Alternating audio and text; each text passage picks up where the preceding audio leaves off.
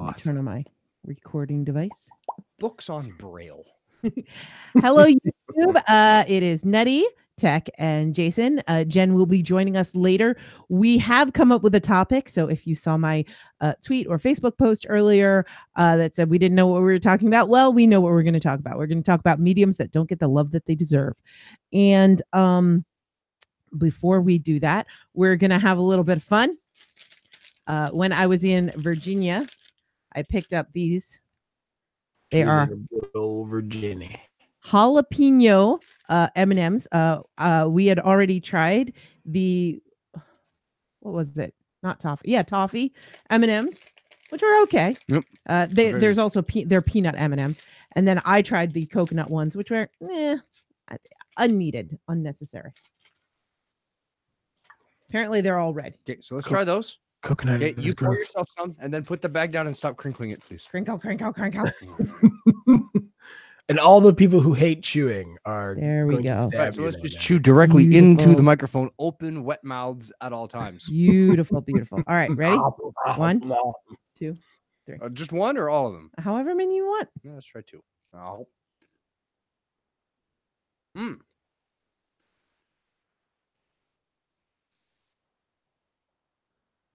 So are they spicy? There's the heat. It took a little while for the heat to show up. I'm trying not to chew in the mic. I'm surprised it even has heat because I feel like the chocolate would actually stop that. A lot of that. It kills the heat. There's no heat.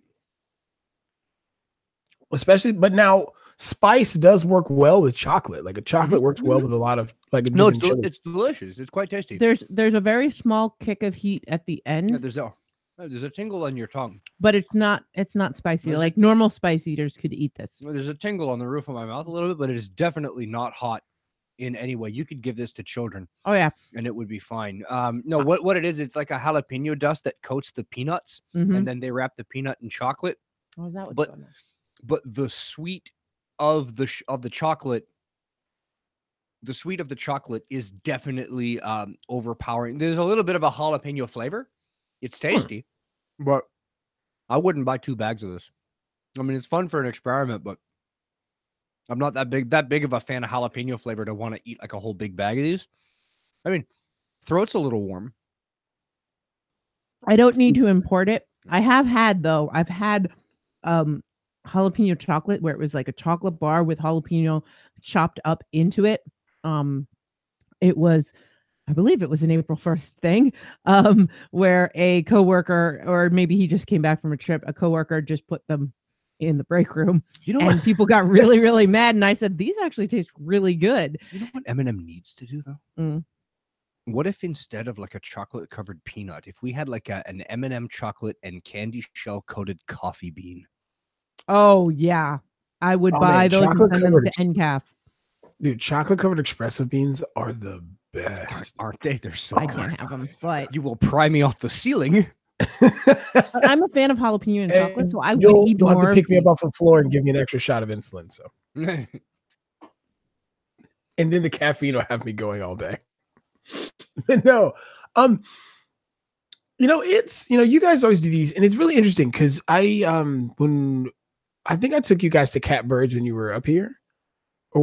It was up near Keighley. There was a little boutique, kind of a bodega place. They sold like wine, cheese, and beer. Yep. I don't know if they were open the day. It was like a big liquor store. We went down into the basement, into the wine caves, and yes, and had all the beer.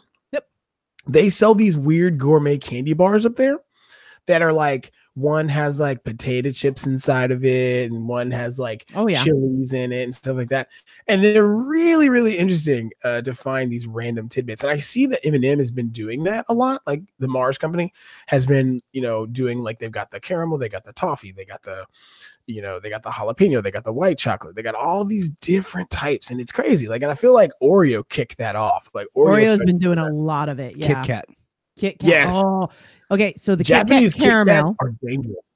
The Kit Kat caramel, unbelievably you can get those good in Canada.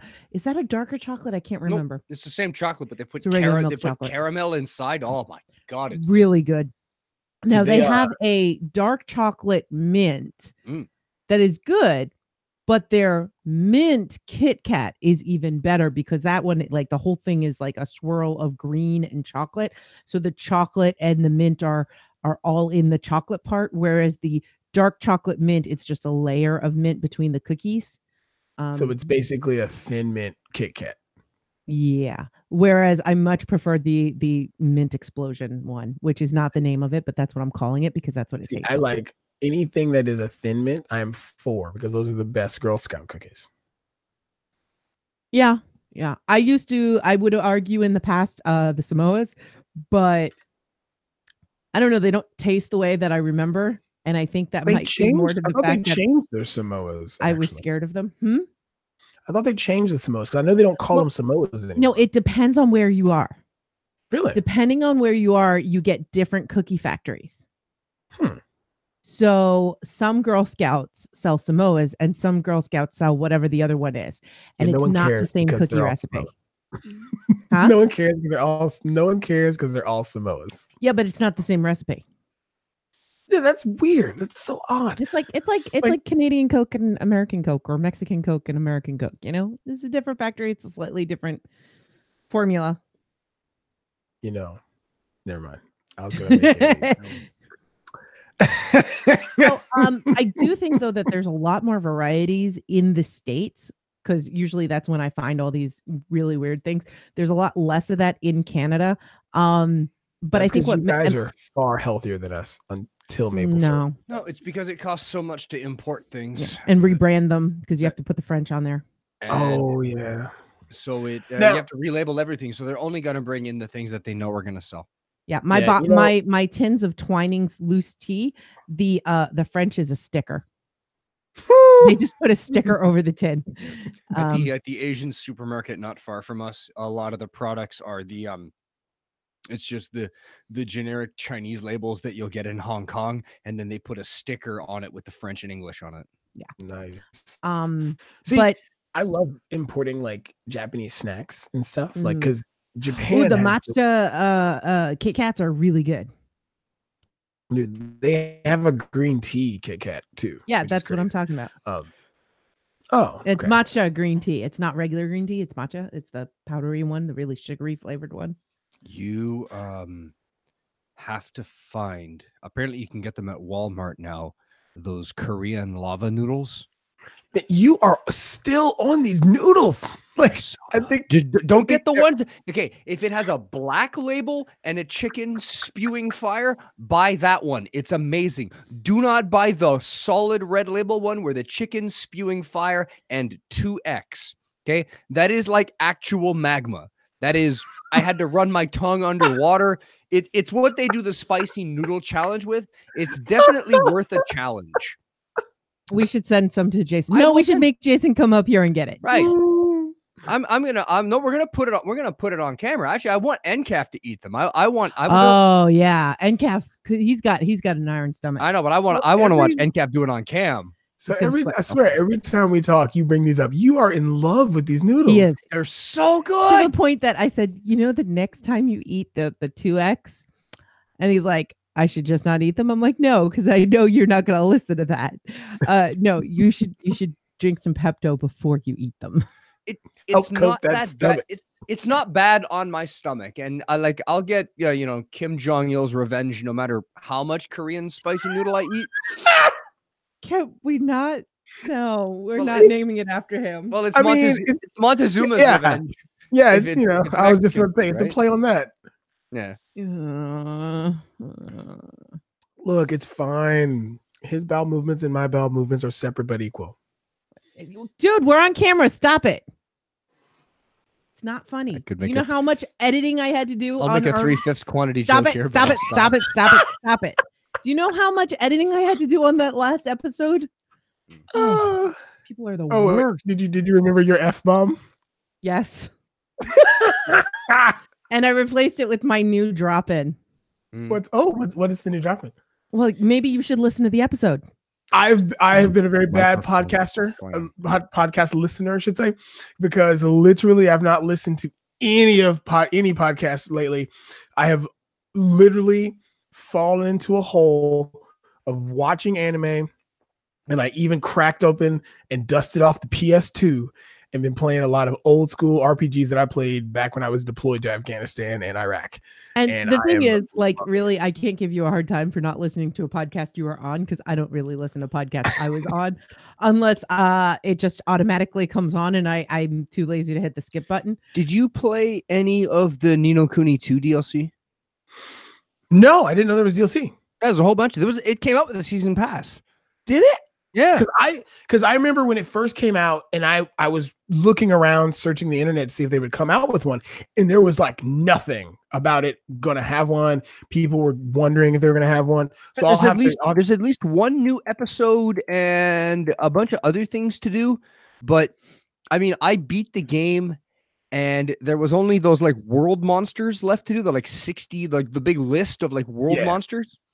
And I only had like the really stupid ones left to do, so I called it done. Yeah, I actually I fell into that trap of running around and finding them and fighting some of them way before I needed to. But yeah, it's but no, man, it's, you know, it's funny. I think I posted about it earlier on Facebook. I was like, Richard Epcar's everywhere, because I started playing Ars Technica 1. And he's one of the villains in it. And I'm like sitting there listening, I'm like, I know that voice. I know those golden vocal cords. That's that man. And it's good stuff. He's doing wonderful work. But yeah, man, they don't make RPGs like that anymore. Like they don't, like, I've noticed that the Japanese RPGs have all fallen into a certain motif. They like the live action stuff where there's no turn-based stuff anymore. How many Atelier games do we need? There's like Atlas seems to be putting out an Atelier game like every 8 minutes. Well, they just announced a new one, which is going to combine, I think, all the modern Atelier main characters and side characters into one universe. So this is where I'm going to need to be French, because the word is actually atelier, and just that name means workshop. That word means workshop. Or garage or shop, which it makes sense because it's about like it's a fetch quest, like an alchemist, an inventor, right? Yeah. She does fetch quests for people and uses the ingredients and to make alchemic stuff to solve their problems and fix things. So the word is atelier. I anglicize it as atelier or atelier. Yeah, same thing. I'm a dirty American, so I do that. Yeah, it's fine. I'm a Southern boy. We don't know that French. So I have a question before you go to Nolans, and it's all French. Before we get to the full-on topic, Jason, do you know? So Sigler's latest GFL book is coming out tomorrow for pre-order. GFL 6. Yeah, yep. GFL 6. And he said, make sure your address is updated on scottsigler.com. I always type in net, but it still works. I don't see where to make sure that my address is right. Email him. The night before? Yeah, dude, he sent out I still get the emails. He sent out an email that literally says, he said email if you need the code, but he, like, you know, basically he sent an email saying, hey, all right. He also was like, if you need to get in touch with us, we're not going to be answering Facebook or Twitter. So just email us and say blah, blah, blah, blah, blah, blah. I would read you everything else, but I don't have my phone up. I'm actually I got it. Girls Do Battle. Okay. So by the way, when you click the link in the newsletter, it automatically sets it up to go to A, and it says, you know, it fills in the title for you, and then it goes, "Dear amazing A real girl." I love that. By the way, she looks fantastic. Have you seen her after the weight loss? She looks fantastic. No matter the size, she looks amazing. Like she's a real girl. I mean, come on. And she's also an amazing person. So I love it. Yeah. She buys me beer. Drink like a fish. Holy cow. New York girls got to stick together. She buys me beer. Heck yeah, she does. No, we were just hanging out, and we were being base brats, and we were talking about brat living and making fun of Sigler because I had zapped him and put a sticker on his back, and he never noticed. By the way, I would love to see you and Sigler next to one another now. I want to see whose beard would win. His. Oh, come on. My beard looks decent on camera, but my cheeks are actually. Your beard is really good, but his is a lot fuller because you can't get as long as he is. No, you're not allowed. No, so I have to. I'm only allowed. I'm at max. I'm allowed an inch of bulk, but I can't get anywhere near that, and I start looking like I'm about to drink a 40 out of a paper bag and dance on the street corner for nickels. I mean, I look homeless if this gets scrappy. You're gonna look like the Canadian version of Uncle Ruckus. No relation. And my mustache, my mustache hairs, when they get long, instead of hanging down over my lip, they go straight forward. The next convention you go to, you have to do Leon the Professional. Yeah, don't I? Yeah, that's a great cosplay. You cosplay. just have to. I need to find somebody's daughter to just follow me around as Matilda and just carry a bunch of guns. How about Rory? No, we have Yeti Sarge. I can't remember who that is. I think that's Jax. And he says Merkin. Sorry, I didn't have the chat open. Am an idiot. Whose daughter was that just did their first cosplay as Harley Quinn? And it was adorable. All those Instagram pictures. It was adorable. Gregory, Paul Ellis, somebody like that. I don't remember. It was awesome. Yeah, it was adorable. I saw them all over my Instagram. That's who you should get to play your little girl who carries Jack, we're going to be talking about mediums that don't get the love that they deserve. Do you want to join us, or are you just watching? We haven't started yet because Jen's supposed to show up, but we might. I am going to take this opportunity to refresh my drinky poo. So I've actually, you can't see it, but I've actually made a small bar in my office now. Excellent. I actually cleaned out when I rearranged my room the other day. Then I did my office earlier before we got on, and I've got vodka, cognac, whiskey, another whiskey, scotch, and I've got 3 different types of glasses because you can't just drink everything out of the same glass. Sure, you can. You pour them all into one big jug. What's that big white thing next to you? That's Raven. Back. That's someone's back. No, I didn't hear what Jason said. He said Raven. That's Raven. Oh, Raven. Why isn't Raven on this? Because Raven is working on another project and she is looking up podcast equipment because we have a secret project. Well, it's not really secret. I know the project. Right, yeah, Hi, you know Raven. the project. Hold on.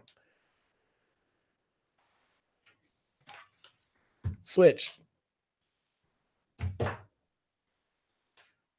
Speak. Hello. Hi, Raven. Good morning. It is not morning, woman. Doesn't matter. It's a state of mind. It's Sunday. Everything's good morning. Exactly. I didn't get up till don't indulge her, Nutty. Don't indulge her. Of course I will. Hi. I told Jason you should be on this, but he said you're working on something else. Yeah, I'm trying to find equipment. But see, I think if that's all you're doing now, because I thought you said you're going to be writing something. If you're not going to be writing something, then I think you should be on. Well, I'm done writing. Oh, now so I'm looking for equipment. Well, then I think you should be on. Us. Oh, well, okay. All right then. Does that excite you? I'm pretty excited. Does it fill you with passion? Did you tell her the topic? We are going to be talking about mediums that do not get the attention they deserve. Okay. So Tech's example earlier was, what was it? Phone games. Yeah. Yeah, he was saying he was going to talk about phone games, and I'm not going to say the joke because he needs to say that. We want an honest reaction because we both heard it already. Yeah. Now, he also made another analogy of like people who do like acrylic paints, but they don't paint with oil paints, and so people are like, yeah, well, and I'm gonna have an opposite. If you painted with oil paints, it'd be far more sophisticated and full. Did you see that I turned Rory into pixel art? Yeah, I know. I saw that. Nutty has been how many? So what is the number for your daily creativity? Like, I know you've not broken the chain, right? I did. I skipped one day. Because I think that was the first day of me being sick. I was just like, I can't. I know I should be doing it, but I just can't. That doesn't count. And that was I feel like that is not a break. I feel like that is a self-preservation thing. Well, yeah, and that's the thing. It's like on art. I know that we have limitations, and sometimes you just have to say that you can't do something. But other than that one day, I have done a piece of art for every day since Ash Wednesday. Can you pan the camera up a bit so Yes. we're not staring at my knees? So- Well, you were in frame before. And when was Ash Wednesday? Now, when is Ash Wednesday? March after Mardi Gras? 11th. The day after Mardi Gras. It was March 11th, I think. So Most of this month. now, but you did daily, but you've done that before. But you've done this before, right? Yes, Every year. I've been doing every day for Lent since 2010. And then I will do other, as I call them, daily creativity. So it's either I'm doing it every day for Lent, or it's something that I've done in a day. So nothing that I've worked on multiple days, but all the pieces of art that I've done in a day, which can sometimes mean several hours, which is really annoying because some of the ones that take the longest don't actually look like they've taken the longest. Can you get me the tessellation? And here's the crazy thing. This one comes prepared. took me like freaking 5 hours. Like, we talk about how we make jokes that Really cool. we make jokes that Tech is Leon the Professional. And we all know that the reason why Leon the Professional is the professional is because he always comes prepared and he is loaded down for bear. Nutty is like Leon the Professional for art. Like, she has these freaking crazy watercolor pins that have the paint and you put the water in them and they just do the thing. Like, they just do the thing. Water brush pens or water brushes. Yeah. Okay. I didn't know this technology existed. It's fantastic. I also feel like those are the things you need for people who can't actually draw, like, or actually use paints properly, like me, because I'm a freaking slob heathen without a talented bone in my body for that type of stuff. So, like, I feel like I could use those for things. Mind you, it would probably be just drawing penises and stuff, but it's fine. So anyway, so this one I did last night, and it looks really cool, but I'm trying to make it focus on here. Anyway, this one took like an hour. It didn't actually take that long. This one took a little longer because I was more careful. I swear she's got like a kit. Like, she's like Jack Black, the Doctor. Like, if you've never seen that anime, you should watch it. It's great. I know he's the Batman of he's the Batman of rogue doctors. So, like, he goes around and does surgeries, like random surgeries. Are you talking about my travel kit? Yes. Okay, I can show you that. Yeah. So when I'm traveling, I will carry this, which has paints and brushes and so forth. And then I will also carry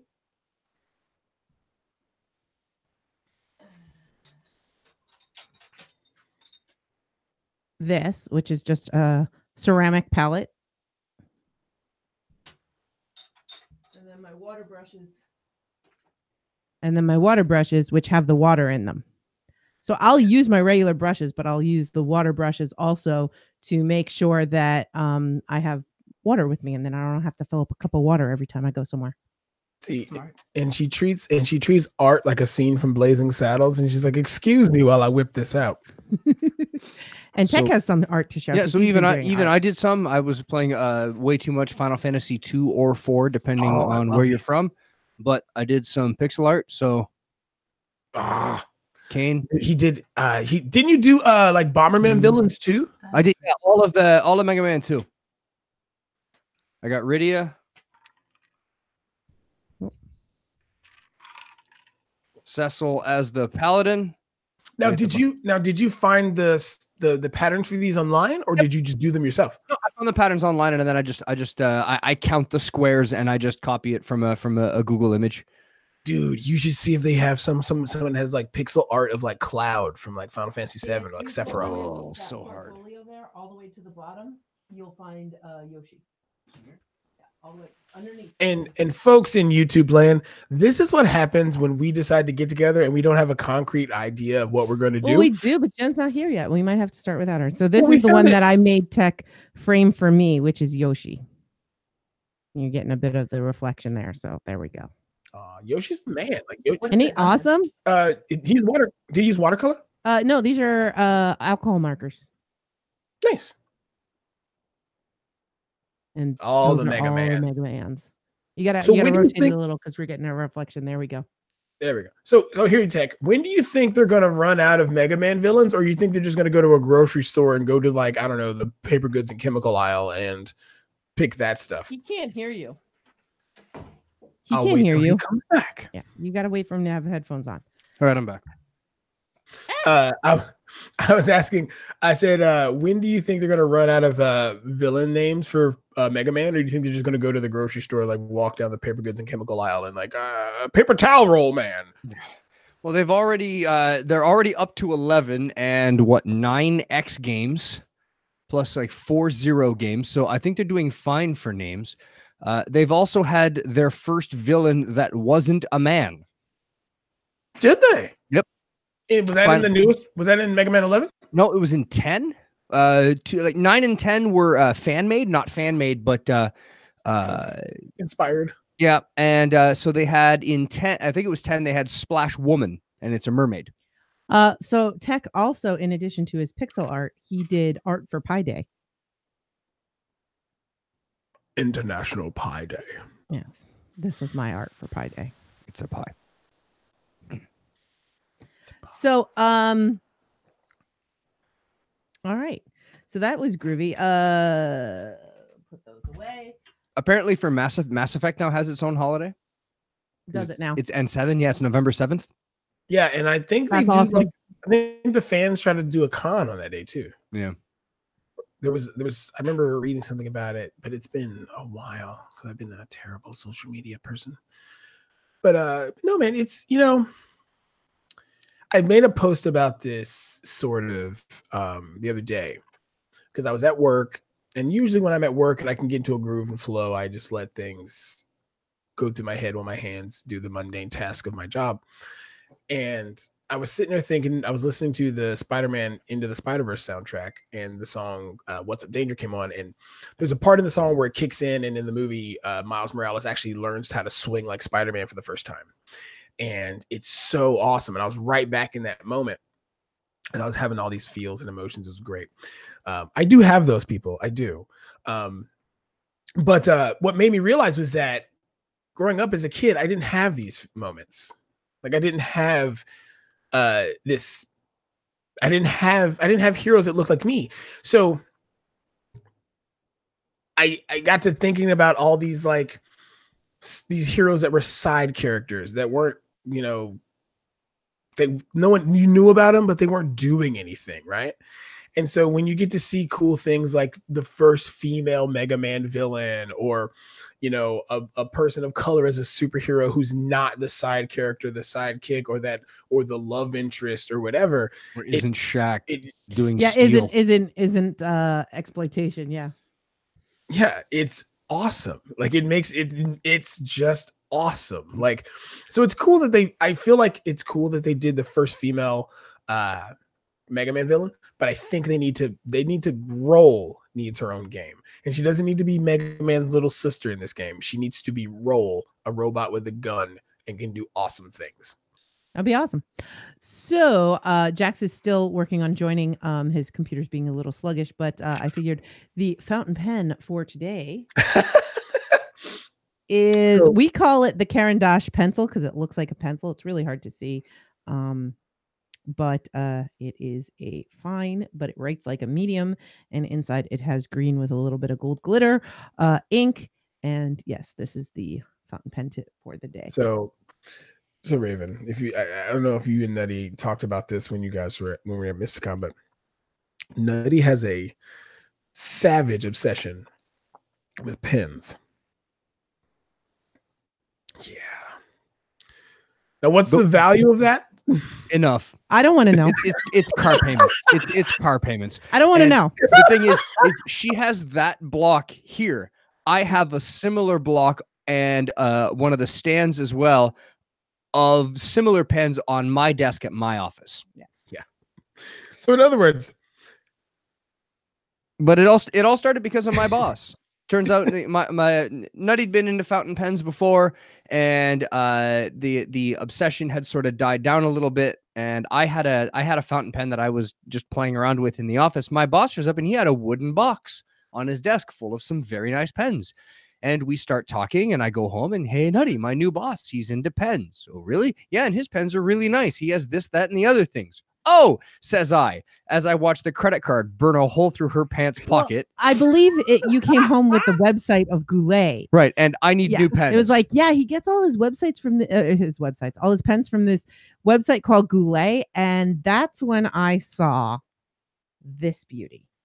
Now, it may look dark to you, but that is like a dark, Russian green almost.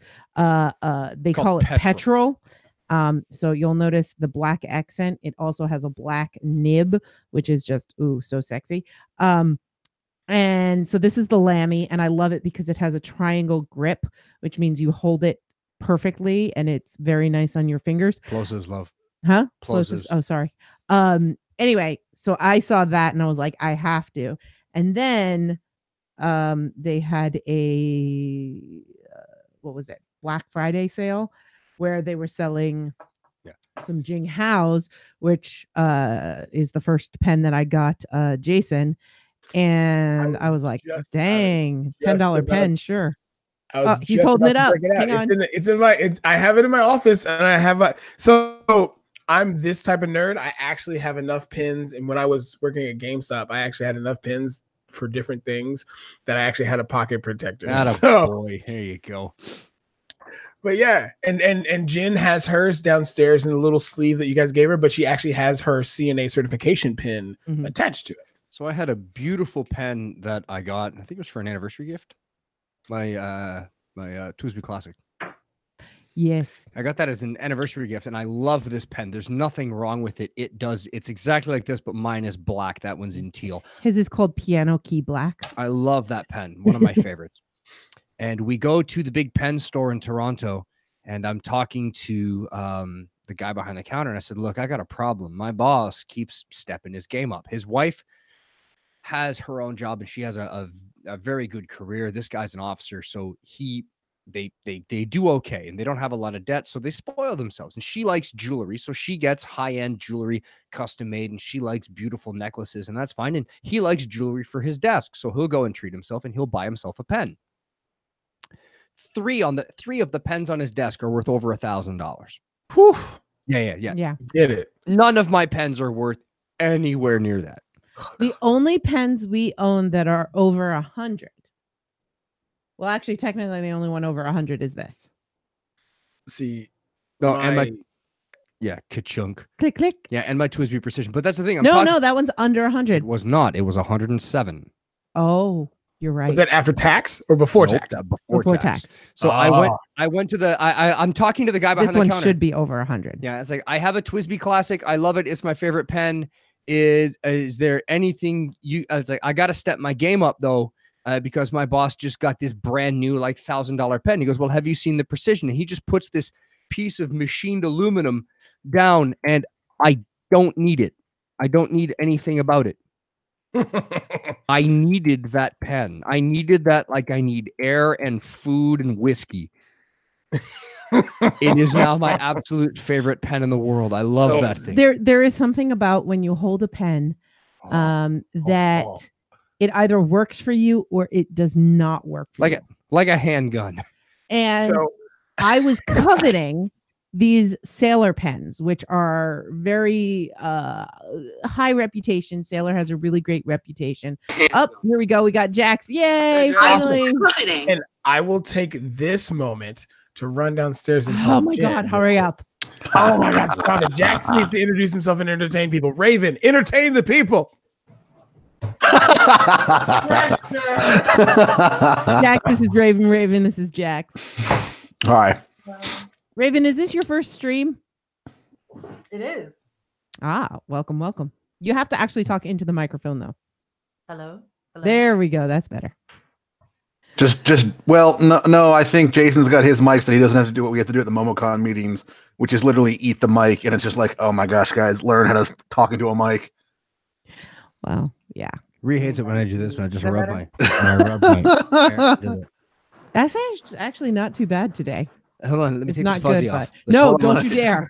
Let's go right to the. I Let me considered unscrew the getting head a and go pop right filter against for when I was actually using the Yeti mic, but then I stopped using the Yeti mic. You just using that headset? Yeah, I've been using the headset, but when I was recording with Shane and Donahue for The Prisoner and stuff, I occasionally used this bad boy. It sounded really good. Which razor is that? Is that the Carcharius? This is the Man of War. Nice. And then for work, I still have my old Kraken set. My Kraken just died. I still have the old first gen one with the cloth with the cloth ear cups. They were leather. Okay. The new ones apparently are terrible, but the ones I have are like the generation before that. Yeah. And I just had to replace the ear cups because the ear cups were like the leather was going completely. I'm probably gonna have to replace the whole thing because the band is going. My Razor Krakens. These are the ones that just died. They got to be close to 10 years old by now. Yeah, like 9. Yeah, I love that headset. It has worked. It has worked really, really good for me. But the right ear went dead. I haven't had that. What did I get? We got like the Corsair something or other for Grace, and a bunch of my coworkers have it at their computer. I found that. I'm sorry, you said that's an insane amount for a pen. 100 or 1,000 is insane. 1,000. I mean, even then, depending on what the pen is for, I still have reservations about 100. But I've never needed anything more than. Well, if you work at a big boy job and you have a big boy desk and you sign big boy contracts, you need a big boy pen. I suppose I won't labor that point. I mean, depending on what you consider a big boy job, I have big boy job. I just don't sign big boy contracts. Yeah. My Grail pen is in the what is it 850 range. So I mean that is I'm never going to be able to afford it. I think I might spend 1,000 if I were buying an Miki Emperor, but even then they're just a little too big for me.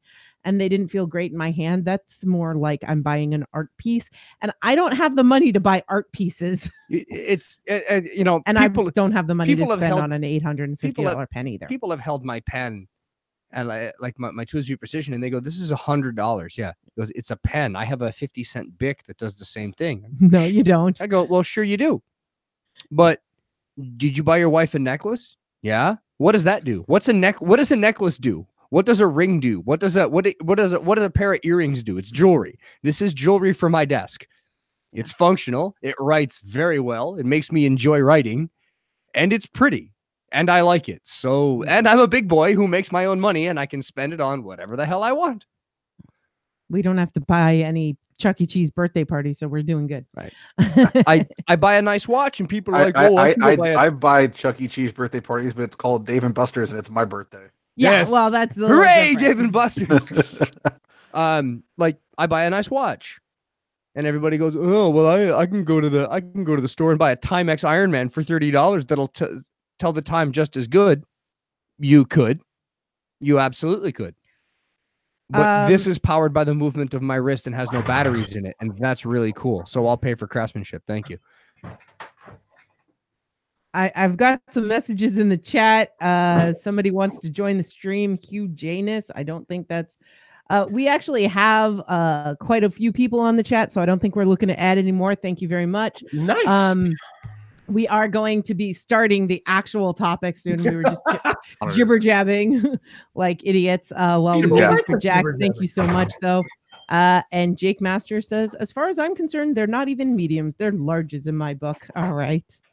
So I'm going to hit the record button so that for those of you who are not familiar, this is for the Nutty Bites podcast. We record them here on yay, now we got a troll. They are recorded on YouTube for just so I have a backup and so that we can have a chat, and then they get edited, cleaned up, and released on the feed at nimlast.org. So let me just hide the trolls thing. Okay, and hello, Mixed Nutcases. This is Nuke Joss, and we've got a special episode for you today because we have some new chatters with us. So as usual, I have my regular co-host. Hi, I'm apparently a weird husband. According to chat, I'm also named Tech. Yep. Okay. And with us who is often with us, we have, he has to unmute himself. Hi, I'm Jason. I'm Jan. We've got a Jen. She showed up. Yay! Hi, Jan. They're clapping for you and cheering. And our very first time guest with me, Raven. and Raven, and they are all coming to us from their studio in an undisclosed location. And with us, our sometimes QA guy. Hi, I'm Jax, stealing text lines. Excellent. He's allowed. Today we're going to talk about mediums that don't get the love they deserve. So, Tech, you want to explain a little bit about that topic? Sure. There's a lot of so by mediums I mean like artistic mediums and mediums of expression. And in society we have a lot of things that we accept. We accept like big studios making big movies, and we accept, songs on the radio and things, but there's a lot of other mediums out there that don't quite get the respect that they deserve. And I'll start us off with the simple one, animation. Animation doesn't seem to get the respect that it deserves, where a lot of animated movies are instantly sort of put into a secondary category as it's for kids and it's not for serious things. And no matter how good or how serious or how important a movie is, if it's either cell drawn or computer generated animation, it has to be in this like secondary category where it can't be taken seriously. And I don't know how many times I've heard people say, X movie is really, really good. What is it, a cartoon? Yeah. Oh, that's for kids. I'm not watching it. Or a really, really good animated TV show. And it's like, yeah, but it's a cartoon. I let my 6-year-old watch that. It's like, you let your 6-year-old watch Archer? I don't think you want to do that. Yeah, but it's a cartoon. Those are for kids. No, they're not. Exactly. So I think we wanted to start with, you had a really good one, Tech. Your first idea of mediums that don't get the recognition that they deserve. Well, I was kind of hoping we could talk about this one first. Oh, I'm sorry. I know you were busy there being. I was actually very, very distracted. So cartoons. I thought you were using that as an example that everyone who's listened to the show already knows. But I wanted to start about that one. Let's talk about animation not getting the respect that it deserves. And I mean, studios like Pixar have gone a long, long way to show that they can do very serious, albeit aimed at a kid's audience. They can put in really serious, very emotional, very adult and important messages into animated movies. Like, come on, that Sarah McLachlan song in the second Toy Story, or pretty much all of WALL-E. But don't they use the same song for those commercials late at night when they're telling you to send money to help out the SPCA for dogs? Yes. It's definitely the guilt charity song. I'll say it again. It's because it's emotional. Yeah, but for the longest time, they've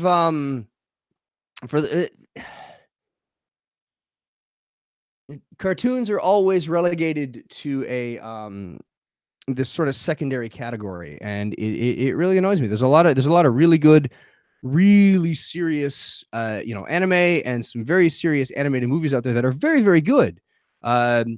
Some great short stories. I mean, I think, Jason, I made you watch I think it was a Polish short movie called Paths of Hate. The one about the two pilots. Oh, that one's amazing. That's so good, so powerful. Not for kids. Oh, you're talking about the World War II one, right? Mm-hmm. The dogfight one? Yeah. Oh yeah, that was fantastic. It was amazing. So you've got these two dogfighters on their way down, all of this other stuff. So, like, I mean, there's been some amazing animations that have been targeted for adults, like the all right, I have to take a break. Zach? I got it. It's taken care of. Okay. Don't worry about it. Yes, we have spammers that have decided they're going to invade the chat. And I am handling it. We don't need to be distracted by it. And they're not funny. And if we need to, we can always turn off the chat. But yay, eventually they're going to run out of YouTube names. All right. And this guy's also, we're going to get rid of him too. We're going to put him in a timeout.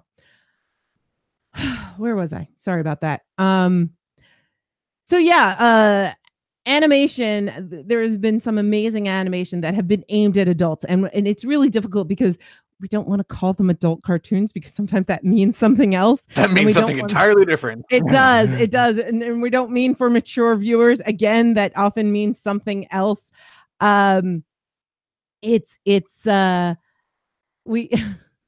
We really mean, you know, there's been some amazing stuff and, you know, for instance, like Metalocalypse.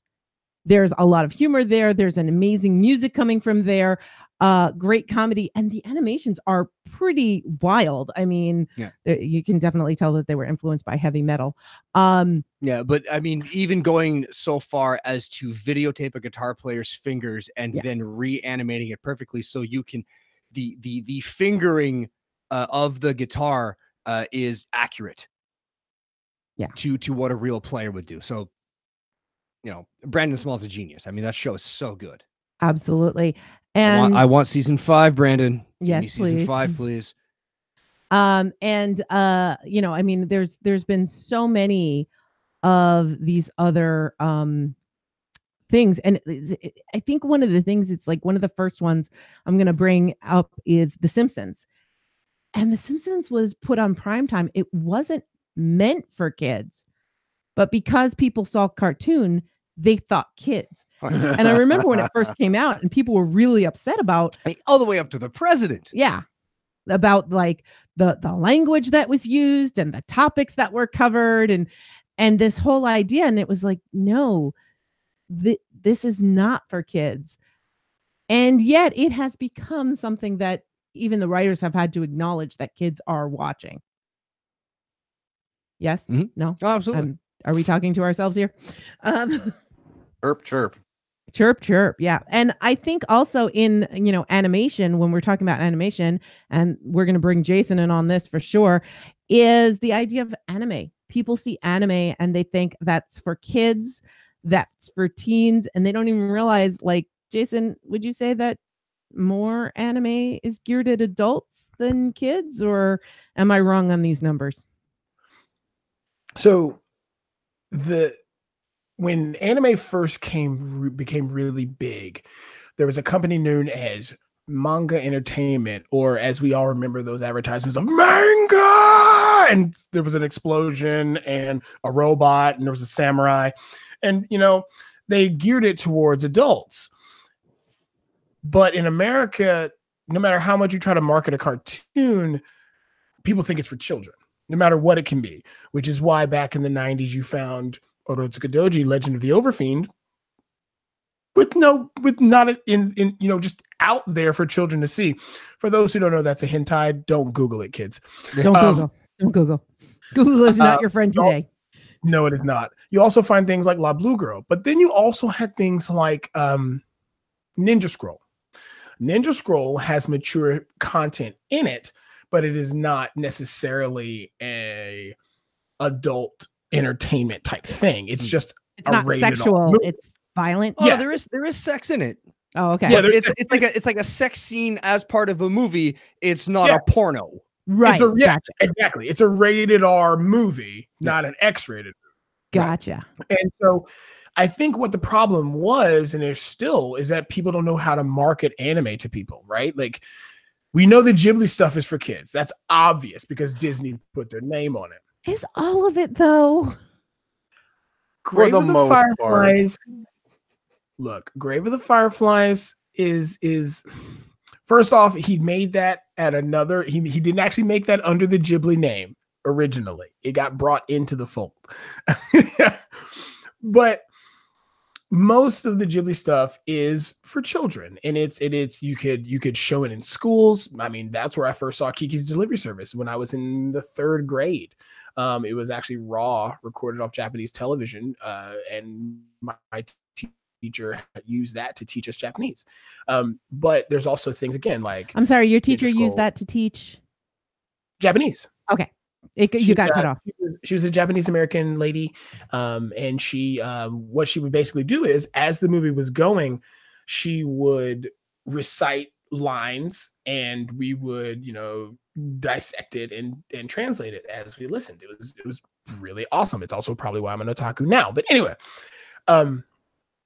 honestly, you are correct though. Most of the majority of anime is adult themed, and it's not necessarily by overt content. A lot of it is by the subtle content. A lot of the fan service is what we dub it, makes it not suitable for children, because there's a lot of boobs, a lot of cleavage, a lot of scantily clad ladies and boys. High School of the Dead. Yeah. Even boobs use jiggle physics, aka they defy the laws of physics using matrix gravity. But anyway, those type of things make a lot of anime unsuitable for younger audiences, because they are very overtly sexual. But yet, that brings up a whole different topic where you can say, well, is Supernatural okay for certain ages? Because they're 2 underwear models, and they get shirtless and tortured and all kinds of things. Or is Twilight suitable for teens because Jacob doesn't know how to put a shirt on? He knows how. It's just that his transformation makes it rip off all sexily all the time. First off, I will just let you know that Taylor Lautner in the first movie literally shows up in his first scene with no shirt on. That's not true. That is not true, because he shows up to fix her car or something. Oh yeah, that is true. I'm sorry. The first time you see him outside of this of his subservience to Bella, he has no shirt on. Yeah, that's what he's already starting to transform as a wolf. That's Shark the indication Boy. That he's a wolf. that is Shark Boy. Yes, it is Shark Boy. And yes, you should feel creepy thinking he's hot. But yeah. First off, I saw that movie in theaters, so it's okay. Which one? Twilight or Shark Boy and Lava Girl? Shark Boy and Lava Girl.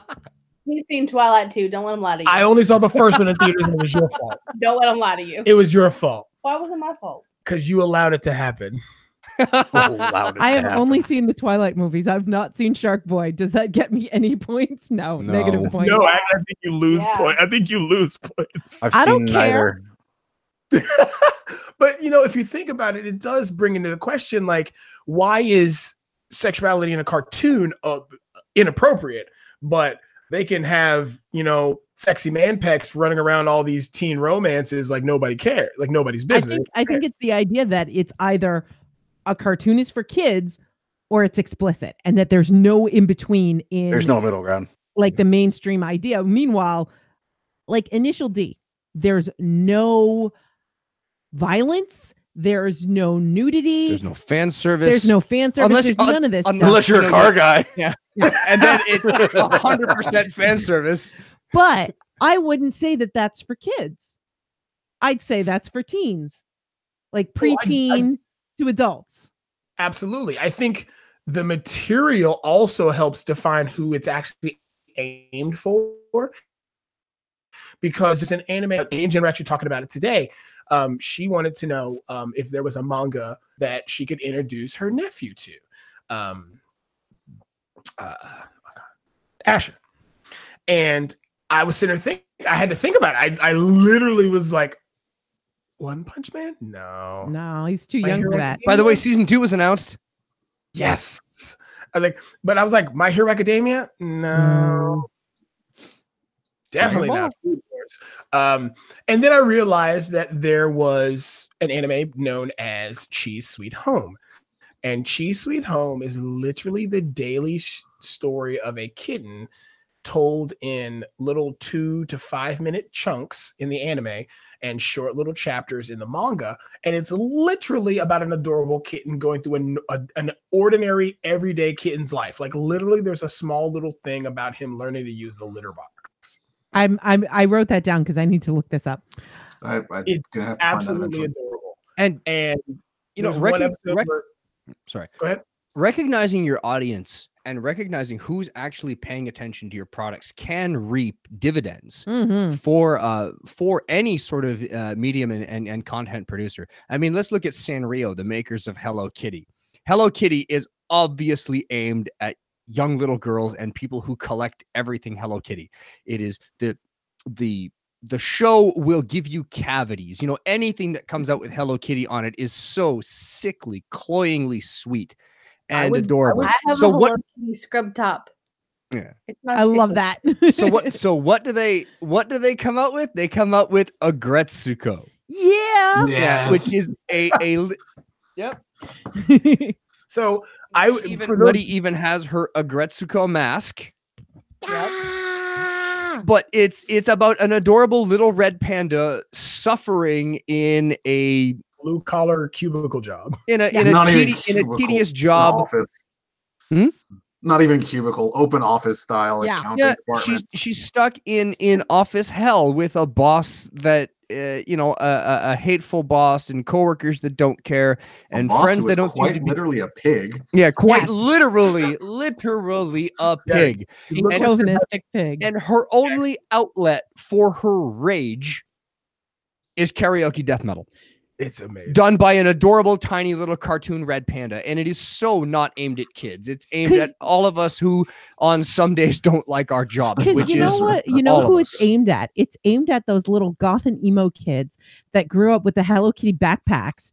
And then now we're in the work hell and the what am I even doing with my life situation. And so, yeah, they know their audience. They know that they had us with, Hello Kitty and Keroppi and all of the friends. And then they said, guess what? We've got one for you as an adult too. And I love it. It's and again, there's no violence. There's swearing in Japanese character kanji on the screen, but there's no swearing. There's no sex. It's fine.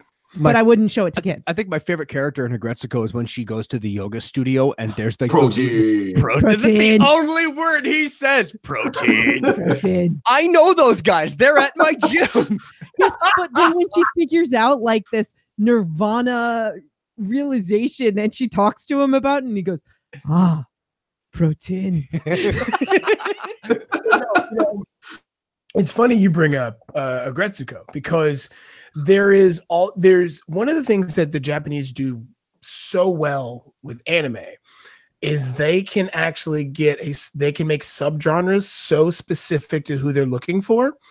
One of those in particular is what I've dubbed dad fiction. And the equivalent to this would be, Taken. Okay.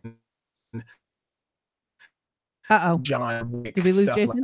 No, he's back. Okay, so Taken and John Wick. Okay. In anime form, there's a certain fellow by the name of Golgo 13. Yeah, Golgo. That's old school. Yeah, Golgo 13. He's imagine combining the characters of John Wick and the characters from Taken with James Bond, but absurd and stupid. Like, I only use a modified M16 and I can do things like shoot a bullet through an air duct and ricochet it off the corners to assassinate a guy on the 3rd floor. Nice. Who he literally does that to in an episode. And it's literally geared up for just to make like guys in their 40s and 50s super pumped to watch a cartoon. So I'm going to add another piece to animation about where it doesn't get the recognition it deserves, because even Disney and Ghibli does not get the recognition it deserves when it comes to awards. That animation seems to have its own category, and very rarely has there ever been animated movies that are nominated outside of an animated category. Some of those outliers, I think Beauty and the Beast is the first that was nominated for Best Picture. And it got like for what was it? Whatever digital graphics, like special effects and so forth. What's really funny though is that Life of Pi will win Best Picture. Yeah. And it's 98% animated. Exactly. Yeah. Or Avatar will get, well, probably not because it's sci-fi, but you know what I mean? Like there are movies out there that have essentially computer animation that get these nominations, but that traditional animated or even done by computer, but shown cartoony or not lifelike, don't get the same recognition. Like The Life of Pi wins Best Picture. Great. You know what? It deserves it. Or it was nominated. Yeah. It deserved it. It was and that was my favorite Ang Lee movie. Yeah. It was absolutely fantastic. Really good. I love the book. It was a worthwhile adaptation of that amazing book. Seeing it on the big screen was just fantastic. But WALL-E doesn't deserve Best Picture? There's tons of Up. Oh my God. Now I don't know. And people are gonna write in and say, oh, but these were nominated. Yes, we know some of them were. I don't know all of them because I don't pay attention to award shows for this very reason. Because anything that is sci-fi is deemed nominatable. It is unable to be nominated. Unworthy. It's deemed unworthy. The fact that Buffy never got an Emmy nomination for anything, the fact that Hush and The Body didn't get Emmy nominations. Once More with Feeling didn't deserve an award. No, none of that. Meanwhile, like everybody and their mother are trying to make their own Once More with Feeling, and I'm sorry, Riverdale. No, you didn't do it. I don't care how good their voices are. You didn't do it. The Flash, you were lucky. You have a lot of Broadway people. But anyway, but the fact that animation, sci-fi, those things are considered unworthy make me not interested in a lot of these awards shows, and it gets me really upset. But like, look at the Ghibli stuff. I mean, the fact that why was Princess Mononoke not nominated for 1 million technical awards? Because it was bad. So no, technical awards. Right. Because the heaps of dead animators, they were mired in lawsuits from the families of all the animators they killed doing that wavy grass scene. Quit trolling 14-year-olds with your hatred of Mononoke. Look, the trolls invaded our chat. I got to mess with the trolls. Right. So with that, I have to we're gonna switch gears slightly. Yep. I'm going to talk about another thing that doesn't get the respect it deserves. I feel like I got to put in Rodney Dangerfield. I don't get no respect. They get no respect. Okay. Anyway, so I want to talk about video games, specifically a subset of video games where, AAA titles and companies are going to go out there and spend hundreds of millions of dollars making these big games. And these are the games we're supposed to want to play. And if we play them and if we give them the money, then all is good. But if we prefer to play another type of video game, let's say puzzle games, or Puzzle Quest for the win, or if we prefer to play games in another medium, I don't want to play on a console. I prefer to play games on my phone, because I can carry this with me everywhere I go. Phone games are just put down in this other category. Now, this thing, Farmville, please. This thing has more processing power than a PS2. You could put pretty much, I can Bluetooth a PlayStation controller to my phone. I can remote my PlayStation to my phone and play my PlayStation games on my phone with a controller in any other room in the house. I don't even have to be at my TV with my actual PlayStation. You can do an incredible amount of things, but even publishers themselves don't give these things the credit that they deserve. These are wonderful, powerful computing devices, but even a AAA publisher will come out with Amazing Game 7. We all want to play Amazing Game 7. It's out June 1st. Coming out May 15th, Amazing Game 7, the cell phone game, which is crap because they gave it to some other publisher to make, and they said, just go and make a tie-in, and somebody's going to spend money on it. And yeah. And I will say that there are those outliers. Sure. where it was done right. Like, for instance, I would say, oh man, people are really mad that we don't have the latest Fallout yet.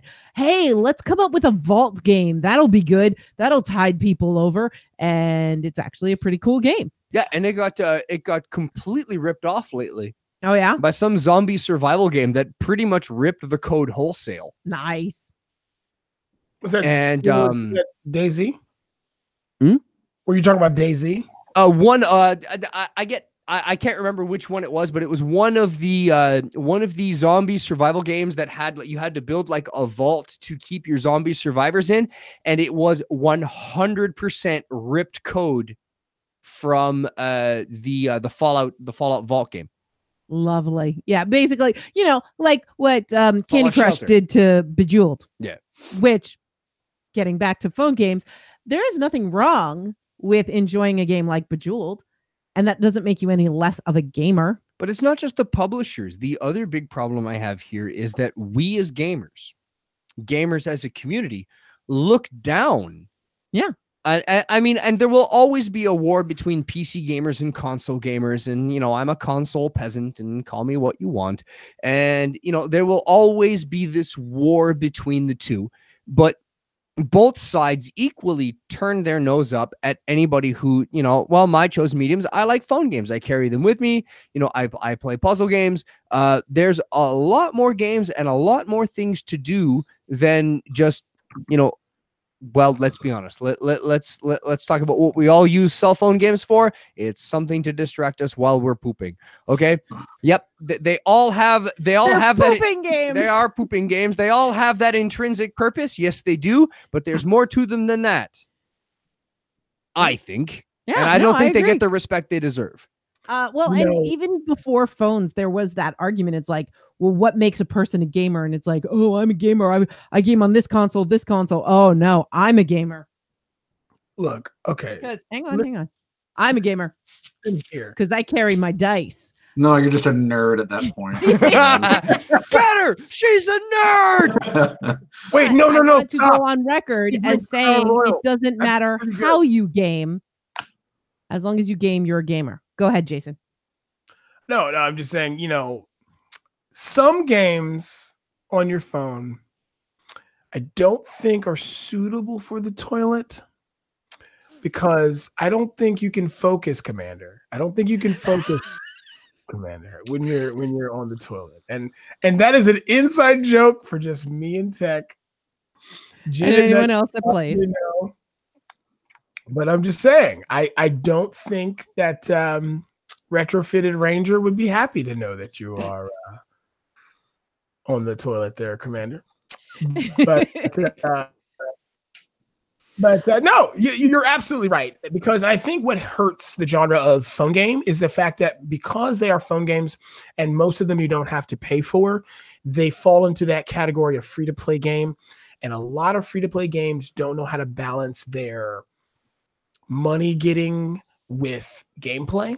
Right. Those games, the freemium content, they have a problem. I'm sorry, Jason. Go ahead, Jax.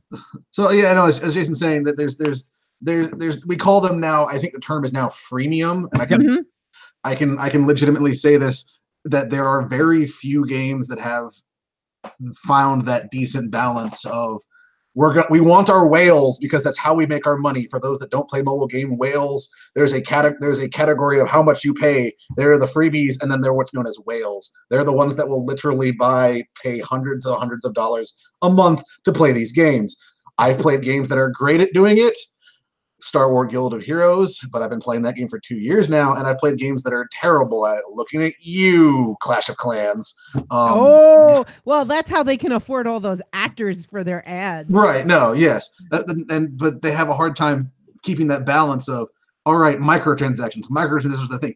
And I think that's one of the biggest reasons that mobile games don't get a whole lot of respect, because nobody, and I mean nobody, likes microtransactions, period. As soon as they even come into console games, it's a giant uproar. I'm looking at you, EA Battlegrounds 2. I'm looking at you, Ubisoft, and any game you released after. That is freemium or microtransaction or anything is garbage. They will rip you off.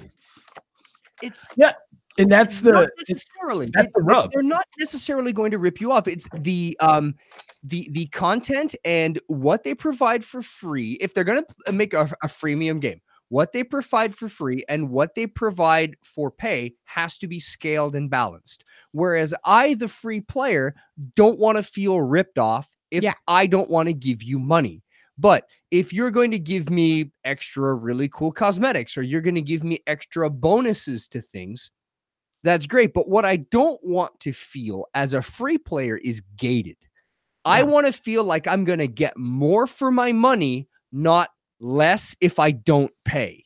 Yep. And a lot of the games that fail, or that fail to keep interest, are the ones where the real game is the one that you pay for, and you're pretty much playing like a shareware, trial version if you don't. Yeah. And it's finding that balance that is super, super tricky. I agree. What they need is to find a better way to get us to pay for these games and make it scaled and, balanced. I'll tell you one thing I don't like. Like, I like Final Fantasy games. I like old school Nintendo games. I would love to play Final Fantasy 4 or 2 on my phone. I can go to the App Store and download it for $24.99. Ouch. Ooh. Yeah. So that brings me to a question. Nope. Outside of free games, what is the most any of us have paid for a phone game? I think I paid $8 for the X-Plane app. I honestly, I have not actually paid a dime for a phone game, but you've done like add-ons and microtransactions. See, I was going to ask, are we including the? I'm asking about paid games, not freemium. Oh, none. Yeah, I've not paid one, but again, I have bought gyms and. All right, we'll get into that next. Jax, have you paid for any phone game? Oh, wait, is that Raven? I paid for Minecraft. And how much was that? It was like $6.99, $7.99. All right, cool. Absolutely worth it. Yeah. Really, Minecraft? Sure was. Absolutely worth it. And you're just whole hogging it. Yeah, I love it. Minecraft is awesome. Shush. Don't yell other people's yells. Interesting thing. Now, no, I can't say that I've paid right out for any mobile game ever. I've gone. We'll get into it, but I've bought every now and then. I bought either gems or coins, or if we really want to argue that Zombies Run is a mobile game, I've paid for the season pass and become a pro member for that. But I've not paid for it outright. I started free on that thing. I have paid, I think it was $10 or $12 because it was on sale for the Elder Signs game. And I felt that was worth it. I didn't play it nearly as much as I thought I would, but I do have a portable 2-player version of the game on my iPad. Oh, I think the Small World. Yeah, Small World. I think we paid $10 for that. I think that was like a $6 game, but we bought add-ons as well. Right, because that was worth it. That was fun. Yeah, that was a lot of fun, and I still have that on my iPad. Oddly enough, that's for when the power goes out and we can't see. So, it's funny, right? Like, phone games are very stigmatized when it comes to their microtransactions and how to make money. And I think what a lot of people don't realize or see with good ones is how much content you are getting for free. I all jokes aside, me and Tech, we play a bullet hell shooter known as Azure Lane, which is a part of a trend in Japanese animation like Kantai Collection and Strike Witches, where they anthropomorphize like World War II planes, World War II air ships, tanks, things of that nature. And they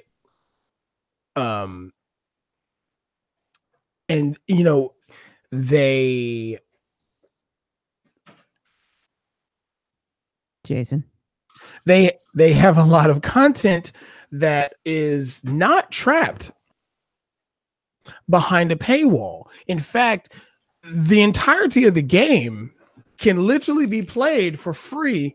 It just takes you more time. Yeah. And that's what Tech was saying. That's the way to do it. Yeah. And one of the best ways they have in that game to generate money is the same thing that Overwatch does. It's the same thing that Apex Legends does. They just sell you pretty things for your ship girls, right? Mm-hmm. Like Overwatch sells you new skins for your characters. So if you want to see Tracer as a Halloween witch character, or if you want to see Moira as a demoness or succubus or whatever the heck it is, you can buy that skin and it's awesome. Or you can see it's a Banshee. Yeah, Banshee. There you go. Or if you can see your best gay dad, I'm wearing my Soldier 76 Grillmaster 76. You can get your best gay dad dressed up as Jason Voorhees, and people pay money for that.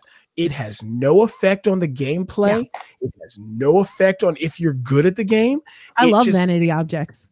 It just makes your character pretty. And Fortnite has made a fortune. And before Fortnite was Counter-Strike. Yeah. And Counter-Strike was making a ridiculous amount of money on weapon skins. Yeah. So before we move on to our next medium, what is the most that you can guess that you've spent on add-ons, jewels, gems, all of these microtransactions? Oh, not total, but like the most. There was a game on PS3. Yeah. That was a freemium game. It was one of the. It was Ace Flight game. Yeah, Ace Combat Infinity. Ooh. Yeah, and man, when Crimson Squadron came out, I had to win it.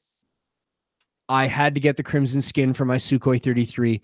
And I spent a couple $100 on that game easily. I played it for almost a year religiously. Yeah. So it was, I going out and spending money on 3 AAA titles or playing the same game for an entire year is how I rationalized it for myself. 3 years. No. I'm thinking it was like $300. Yeah. I spent money on that game. Minimum. But it was fun to me. I liked it, and I got to collect like really cool planes and be a nerd and shoot missiles at things. So it made me happy. Jax? I have a very hard line typically of I refuse to pay for a game that's already free to begin with. However, the most I can say I've probably spent is probably maybe $5 tops. And that was just to add more coins because I knew for a fact I could beat the level and I just needed an extra life or two. They gotcha. I think I had I had leftover money from like a gift card in the Play Store, but beyond that, that is willpower. That is willpower right there. And the Nerdy to Me Studios. Raven, Jen, do you guys want to go first or? Go ahead, fess up. Oh boy. I'm fine with this one. Like if I pay for a game, it's to buy the game. I'm not spending any more money. And if the game was free, I'm not paying to keep playing it. So I guess my Minecraft money is the most. All right. I feel you, Raven. By the way, there is something to be said to paying for your games up front. Mm-hmm. Yeah, that's enough. And that's my whole commitment. So if I think about it, there's only 2 games that I have that have microtransactions in them. That is the 2 that I have mentioned: Overwatch and Azure Lane.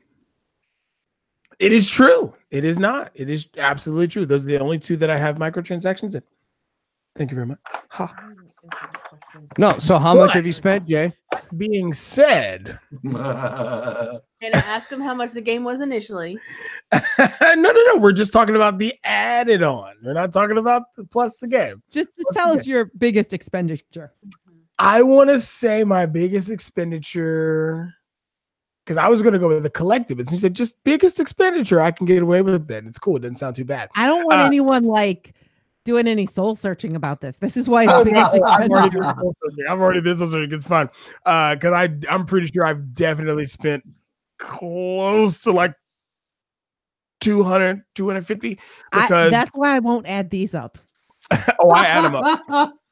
I add them up in my head, but like Overwatch has a great thing, right? Like you can get different, you like if I got a couple dollars left over from my lunch or whatever, I can buy a couple boxes here or there. Or what I do is I tell myself every time I think about buying a box, I make a tick mark and I don't buy it. Once I hit a certain number, then I can choose, all right, I've done this 20 times or 30 times and I haven't done anything. That's a lot of willpower. Time to feed the beast. And I buy something. And I've done this on Overwatch. I've done this on Azure Lane. Your biggest expenditure is? I think I did the biggest was I spent $50 to get one of the 100 boxes or something like that. It was awesome. Ask him how many times he's done that. I've only done it once. I just want the biggest expenditure. I told you I don't want any soul searching. Oh no, he's going. Talk about that. He can't even hear me because he's got his earbud out. Yeah, that Jen just wore. Rambling. And for Azure Lane, I think the most I've spent on Azure Lane was like 10, I think. And it was because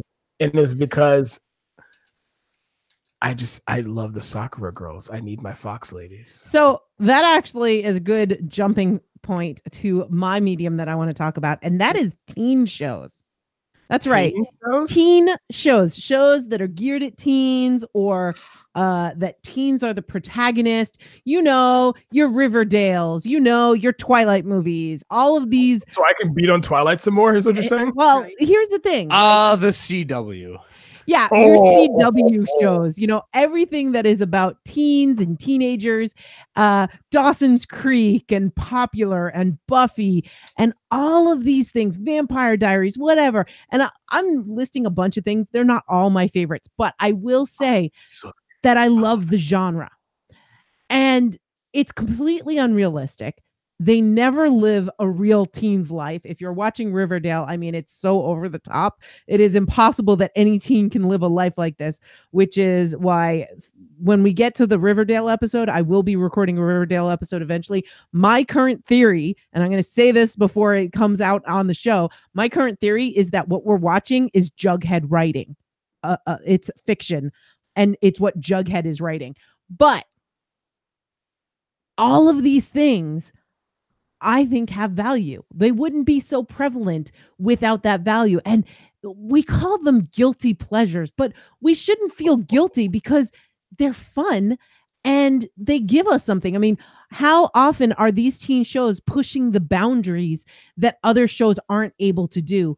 You have your first lesbian relationship of a main character that spans multiple seasons. You're on Buffy, huh? From Buffy on a teen show. You've got, if you look at Degrassi, you've got all sorts of topics that were never even mentioned anywhere else.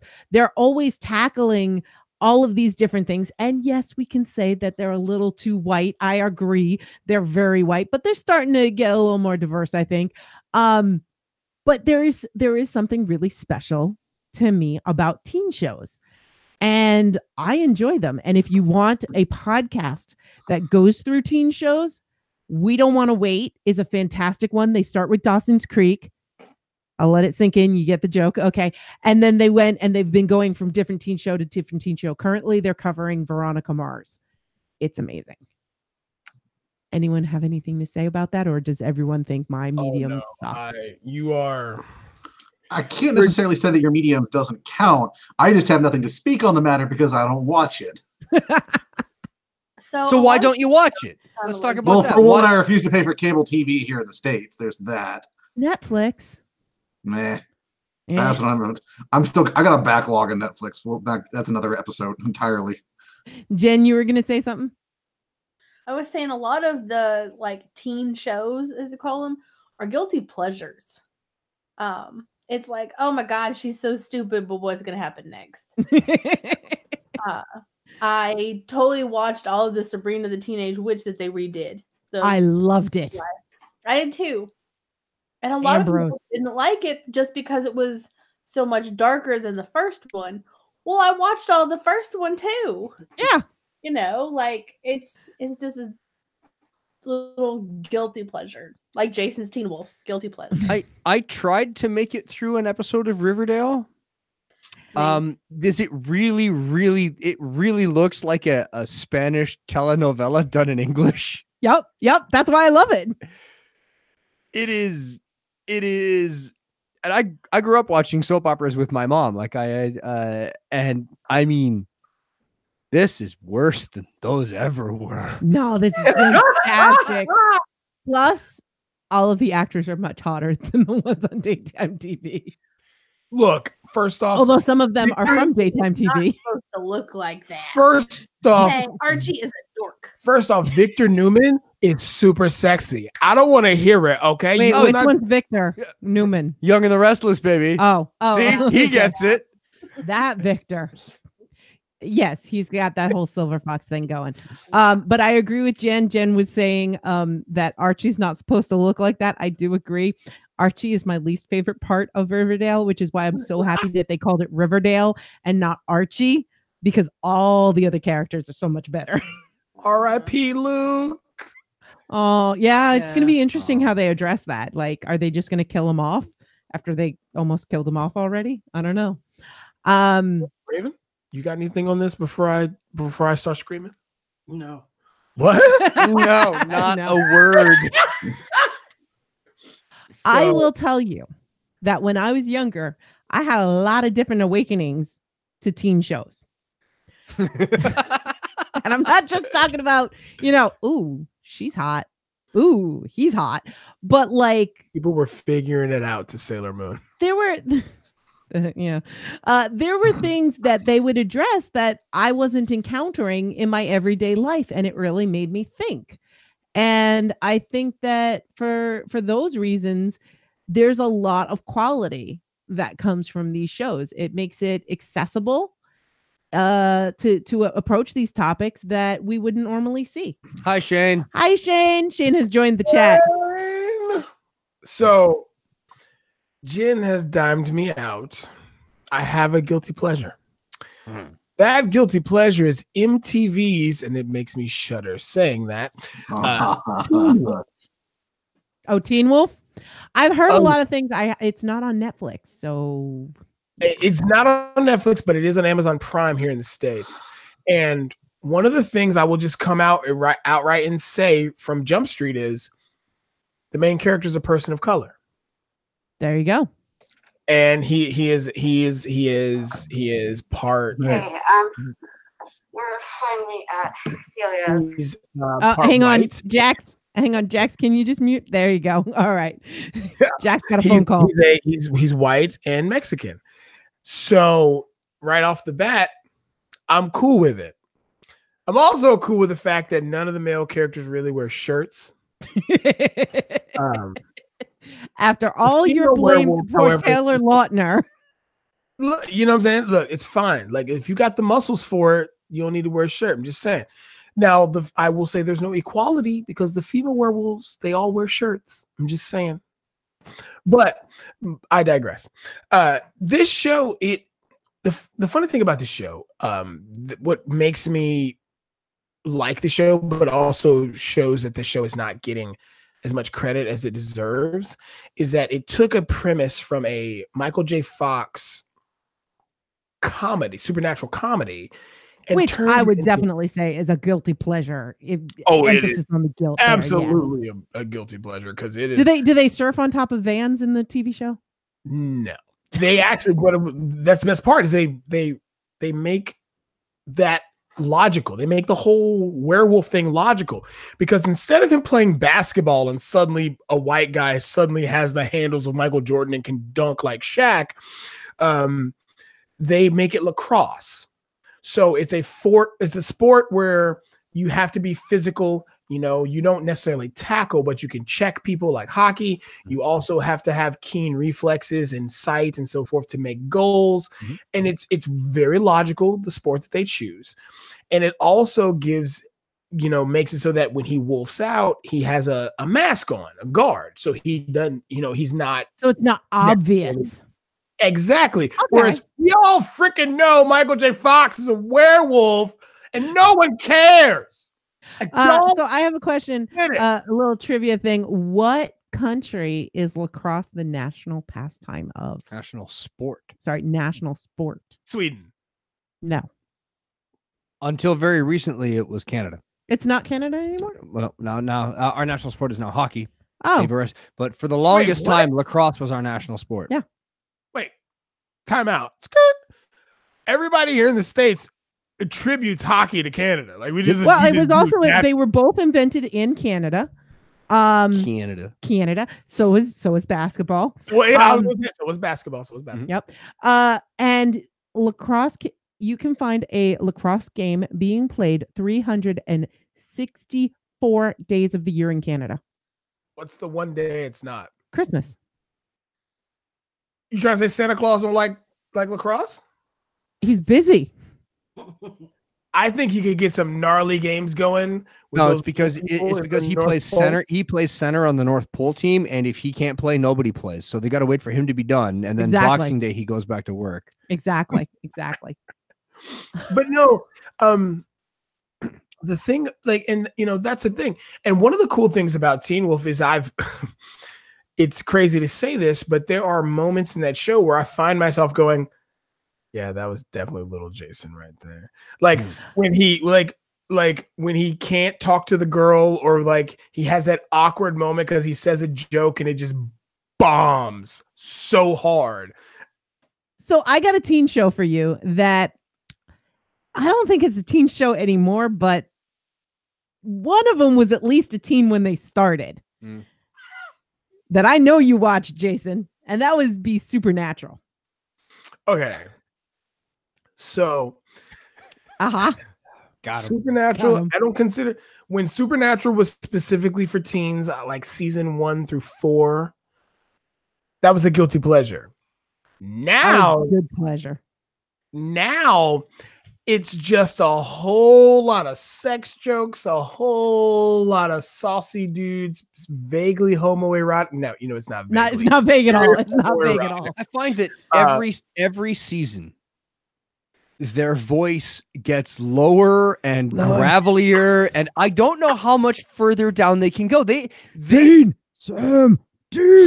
Actually, they cross like the WWE. Barry White and Isaac Hayes would be doing their voices in the last season. Right. But they crossed like the WWE threshold about like season 6 or 7. And now there'll be an episode on and I'll just kind of watch, and the demons have to be stopped at SummerSlam. And let me tell you something, brother. I'm going to go get an angel with tables and ladders and chairs, brother. And that's the angel talking. Right. And I have no idea what's going on. Sammy. So I've got questions. So a couple of other teen shows that some people might not realize are teen shows. The Flash. Oh, come on. How do you not know that's not a teen show? Look, first off, if your show is on the CW, it's a teen show, okay? I don't care if the name of the show is, hi, I got caught with my pants down doing some explicit activity.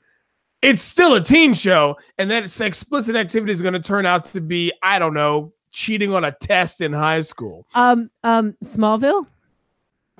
I have to go back to Flash for a second. Yes. Because Flash being on CW, it's really like the show writers are watching episodes of Riverdale going, well, they're trying to outdo us. They did this. Well, we can do this because you know what? This guy's going to cheat on that girl, but it's not really him because he's from an alternate dimension, but time twist, she's also from another alternate dimension, and they're both actually gorillas. Well, and when your main actor comes from crossover with Heroes of Tomorrow, Legends of Tomorrow. Yeah. And let's make it a musical. Whoa. Again, when your main actor comes from Glee. Yeah. And you've got two Broadway stars on your cast. First off, real quick plug is because two Tony Award winners, there were 4 Broadway stars. The upcoming, because I'll be on the final 2 episodes of this season of the Idget Cast, which is an intro cast for Supernatural. For you can find it at quadruplez.com. And we'll be going into season 10 after those. season 10 has the lauded musical episode of Supernatural. That's awesome, and that brings it back into the teen show genre because it's in a high school. Oh, it's so good. By the way, the fact that there's 2 women playing Sam and Dean in it. The idiots listen to this show. Well, yeah, but the idiots listen to this show. That's not a spoiler because it's listen to this show on Netflix. And on that note, Michelle. Look, it's in the screen cap on the episode. It's fine. I haven't eaten chicken. By the way, Shane says he loves The Flash. I do too. And again, it's fun. It's great. I've not watched it. So I think Flash is better than Arrow, personally. I agree. I agree 100%. I think Arrow, they're way too dark and not enough fun, and I couldn't get through the first season. I know it gets better. I don't care. They turned the guy who was jumping around in green spandex into like Batman. Well, and I only need Batman in my Batman. We need more gritty. Everything gritty. The Green Arrow is a Batman that kills people, but he does it with like finesse. He's supposed to have a charisma of 20, and the Arrow has a charisma of like 10. I just don't care. So I have one other medium, but before we get into that, is there any other mediums that people want to talk about that they don't think get enough love? Yes. Small time podcasts. I agree with you on that 100%, because whenever you ask somebody what podcasts are they listening to, they start talking about these corporate podcasts or these podcasts with famous people on them. Right. And I mean, shameless plug and all, but this podcast?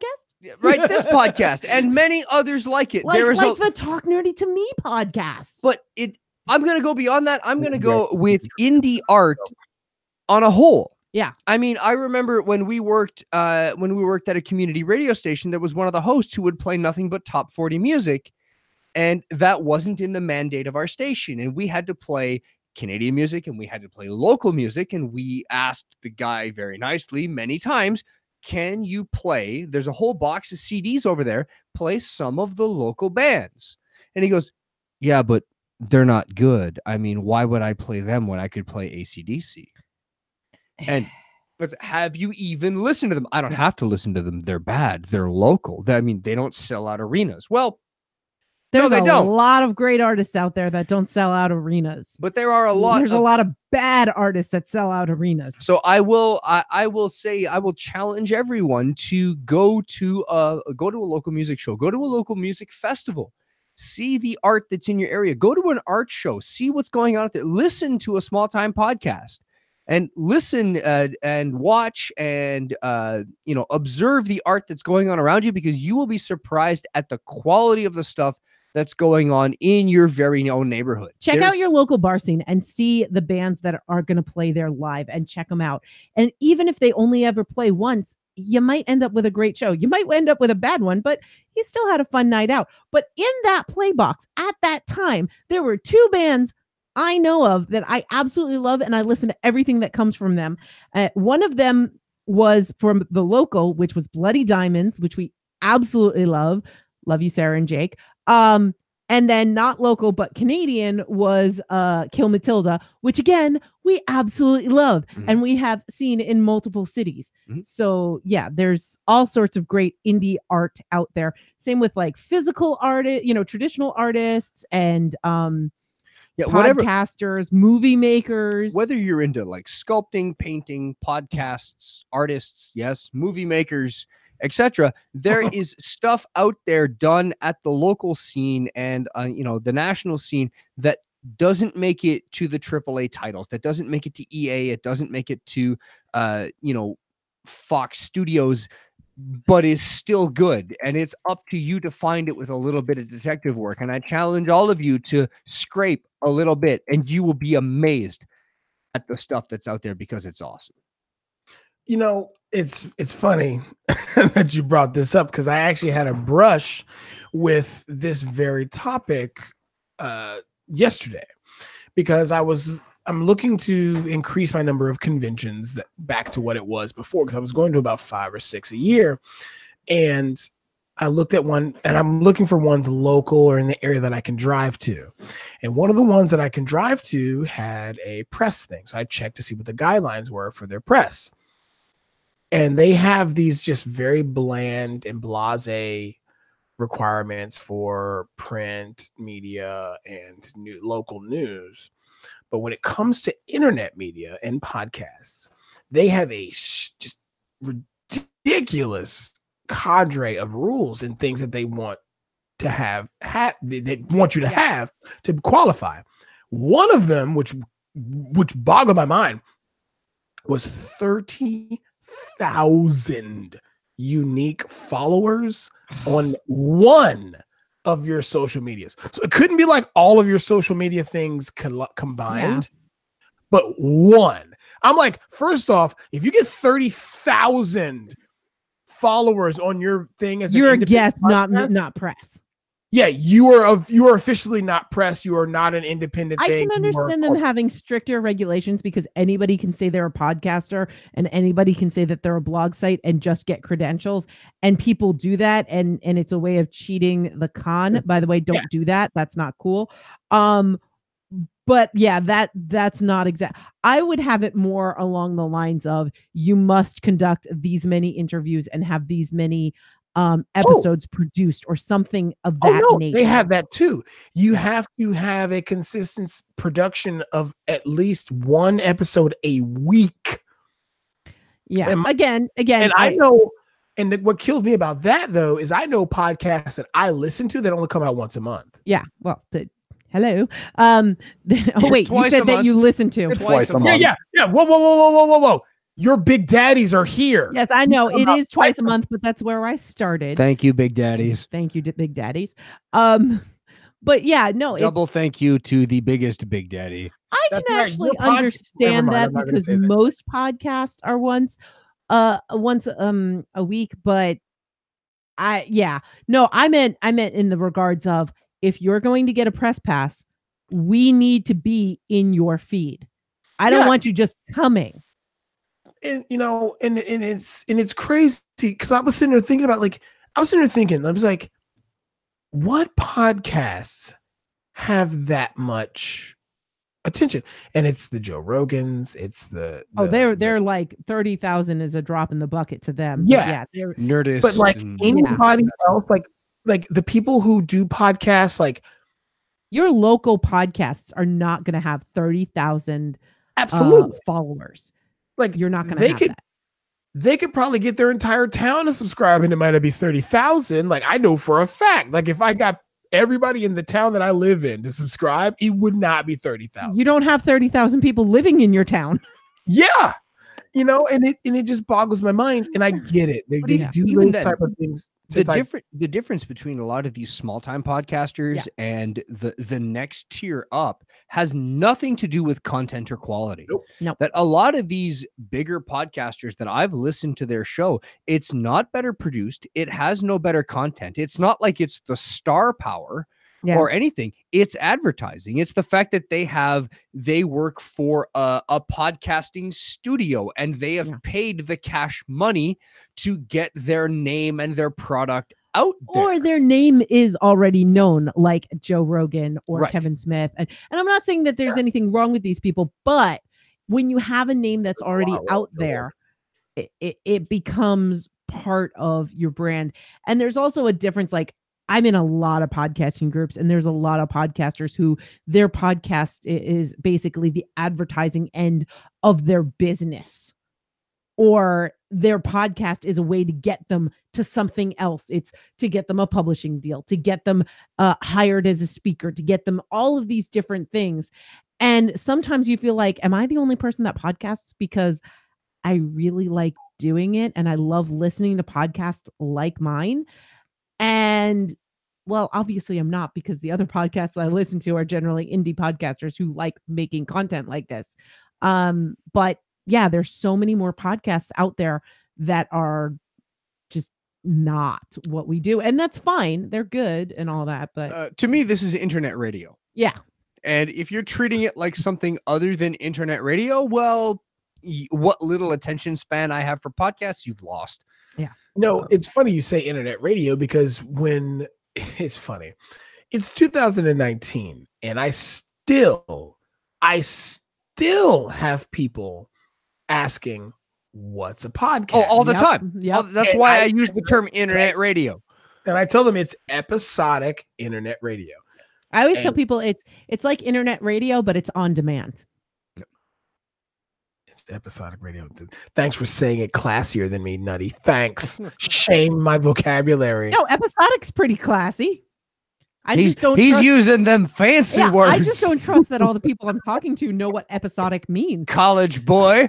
And it's, and also like when you look at this type of thing, a lot of the times people think when you say the word indie, you mean bad. Or it goes with the idea of, if it's a free game, it's not good. But right. So if I don't have to pay for this podcast, is it any good? Yeah. And also when you say if you say something like low budget, they instantly think bad as well. Yeah. And this is a shameless plug for myself. I've got an interview with an independent film director by the name of Steven Tramontana coming out. And we talk about his films. And one of them was called Killer Pinata. We did it last year. I was just going to say, is this the Pinata one? It is. And we did it for last year's Horror Fest. And he had a budget of like $1,800 to do that movie. It was shot in 8 days. And it's on Amazon Prime. And Nerdy to me has become their biggest fans. And if you watch that movie, you're like, really? A sentient pinata seeking revenge for other pinatas? That's cool. By the way, just listen to that. That's exactly what the Horror Fest and Talk Nerdy to Me on Nerds on Cinema. That's what you're going to get, and it's fantastic. Yeah. But the thing about it is, if you ignore that fact and look at what they do on a budget of $1,800 and a dollar store bought pinata, it's amazing. And we on the episode we talk about his adaptation of a Stephen King story called Very Tight Places. And Jay Langagens, who is also on the episode with us, points out the fact that this is one of Stephen King's dollar stories. Stephen King has a thing where if you're an independent film director or a film student, you can pay him literally $1 cash money that you mail to Stephen King. Like literally $1 in an envelope and mail to Stephen King, and you get the rights for 1 year to one of his stories to make your movie. Oh, that's cool. Wow. Stephen goes into it, talks about it on that, but he doesn't need any more money. Yeah, exactly. And I feel like he's framing them all. Like I feel like he's got a wall of them, like dollars, dollar bills. Yeah, the dollar bills in his basement. Killer Pinata was a low budget film, but it was actually quite cogent and well put together film, even though it was about a sentient pinata. I think it's awesome. So indie art, absolutely. Jen or Raven, do either of you have mediums you'd like to discuss? I'm looking at you, Raven. I keep putting pressure on you.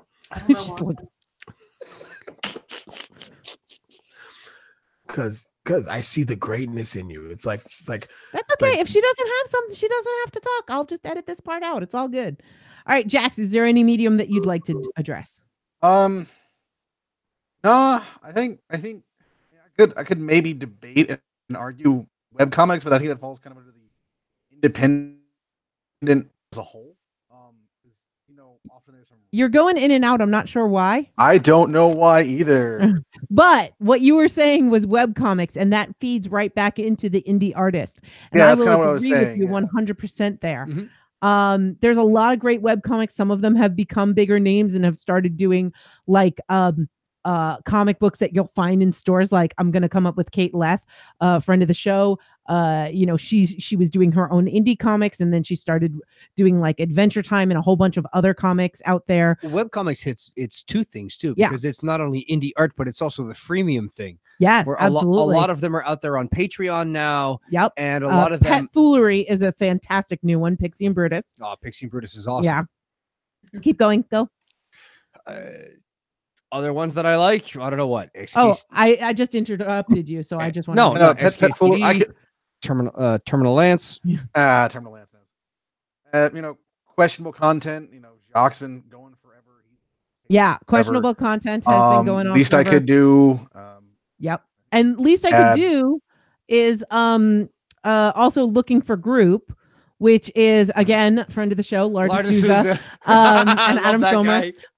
If I could fart on cue right now. Nah, that was such a great interview.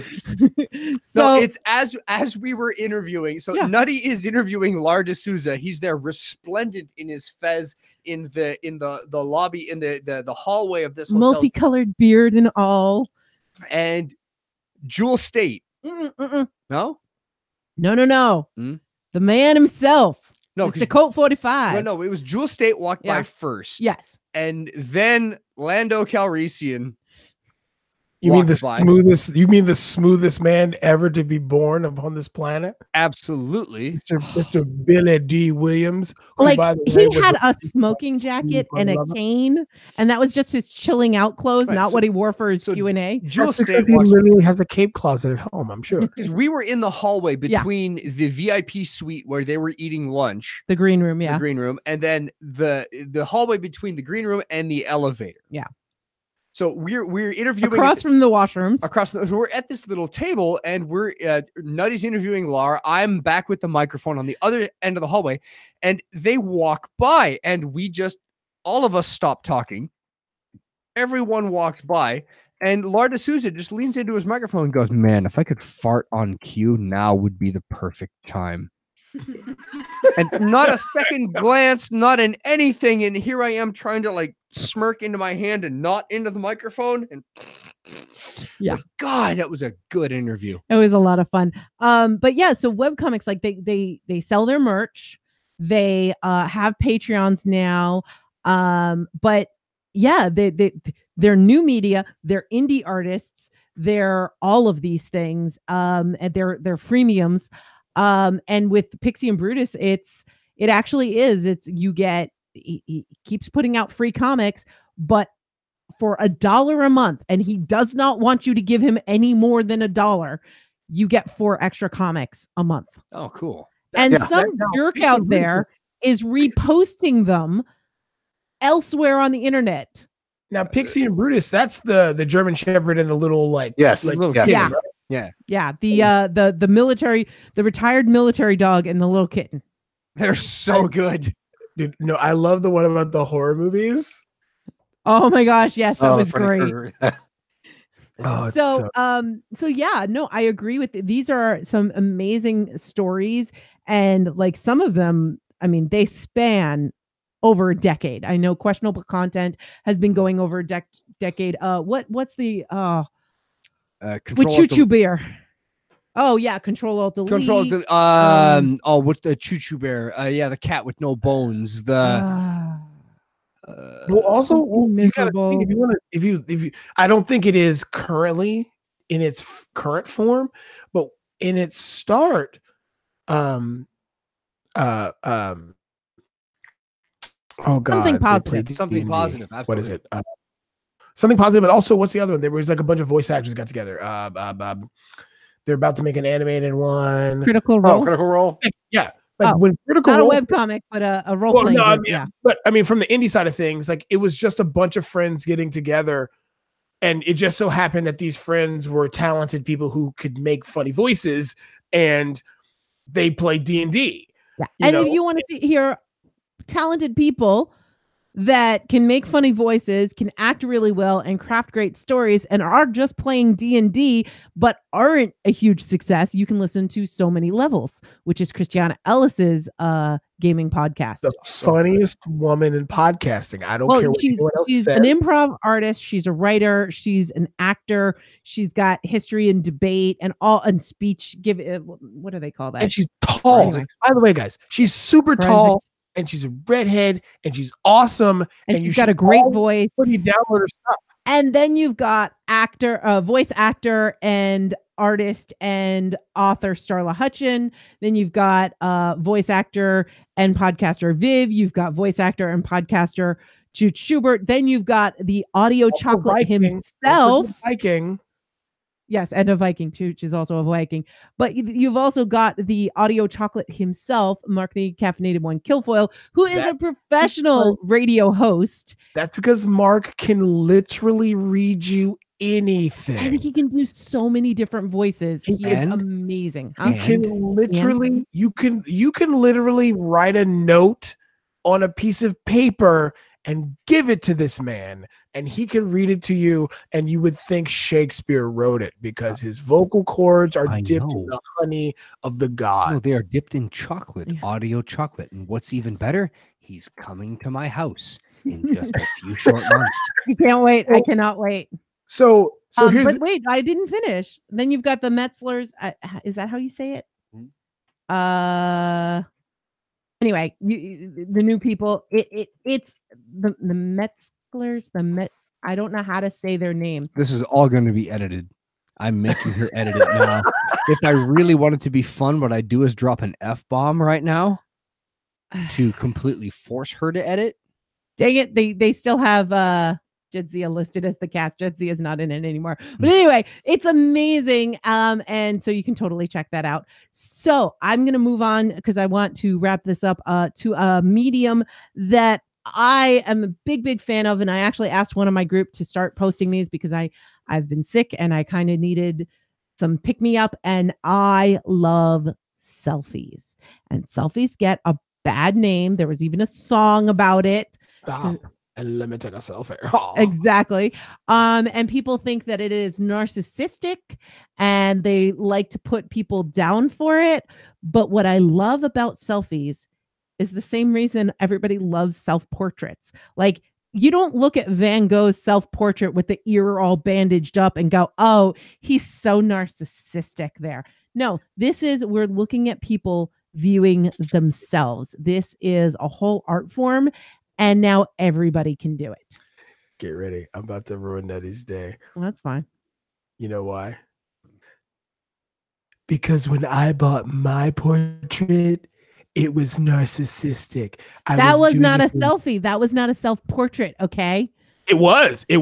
No, he did not paint it himself. Done by him. That's a self-portrait. If someone else paints you, that's just a portrait. Exactly. If you paint you, doesn't matter. I bought it for a charity. I brought focus. Whatever. That doesn't count. All right, this is all getting edited out.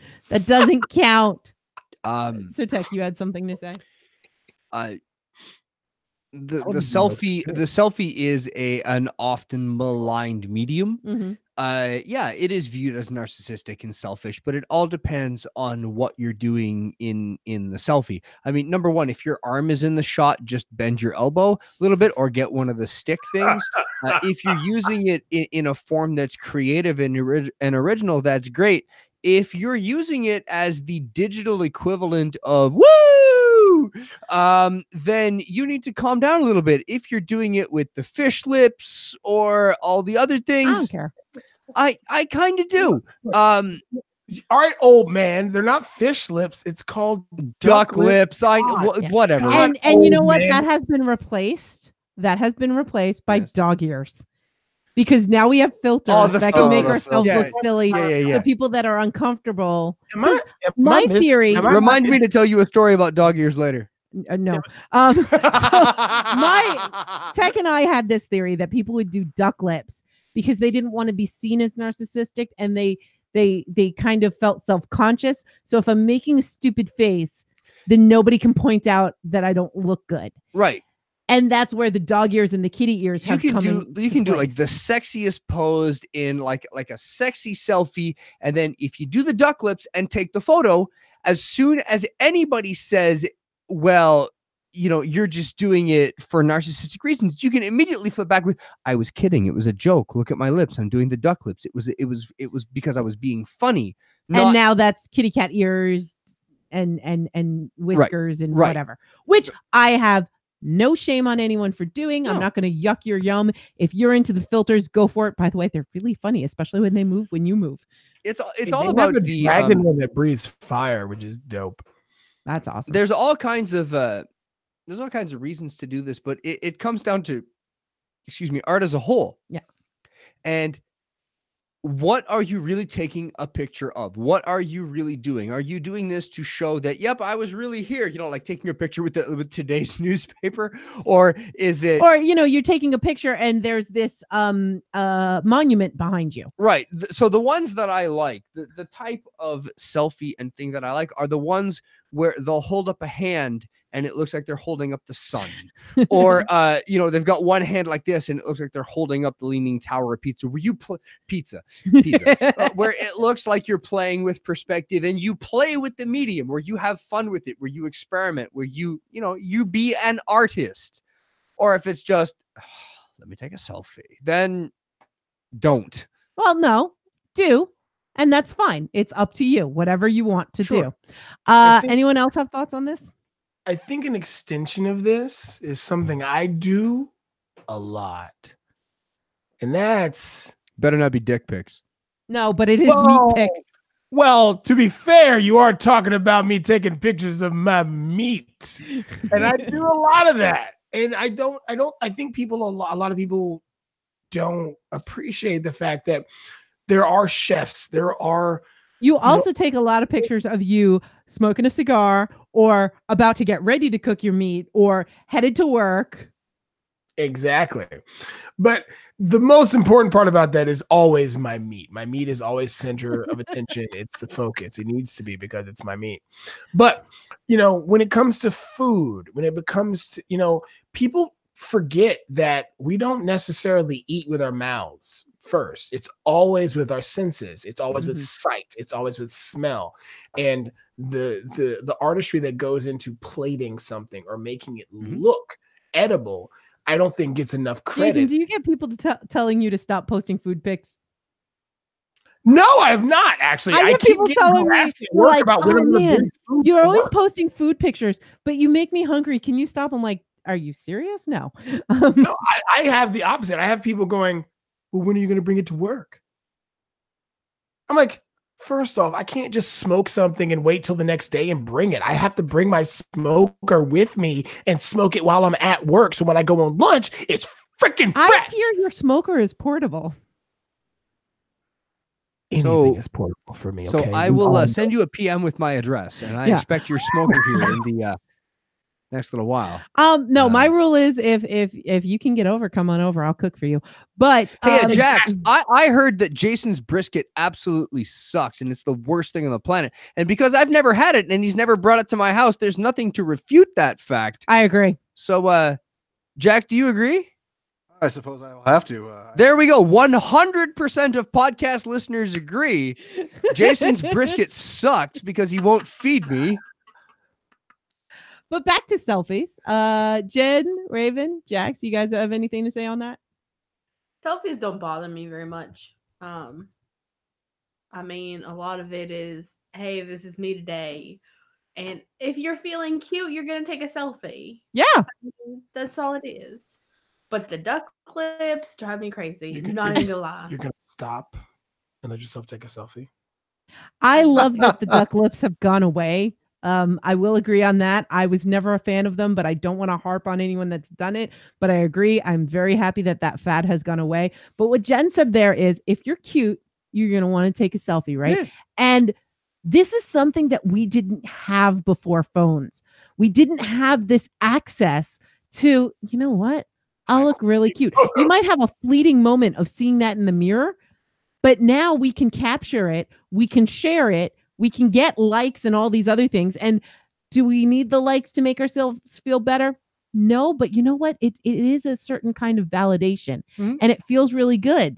And it's an easy way for people to compliment you without being creepy. All art can now be instantly validated. Yeah. You used to be an independent filmmaker and you used to have to struggle to find a local theater that would show your crummy movie on like a Thursday at 6 p.m.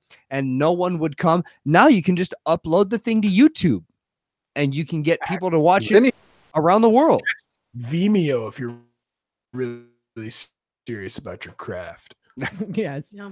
Yes, or Vimeo or any of the other video platforms that I'm forgetting before I get. What were you going to say, Jax? I just said and Vimeo. Oh. And nothing else. They both will actually lead you. They will actually lead you so the much. Vimeo, the Daily Motion.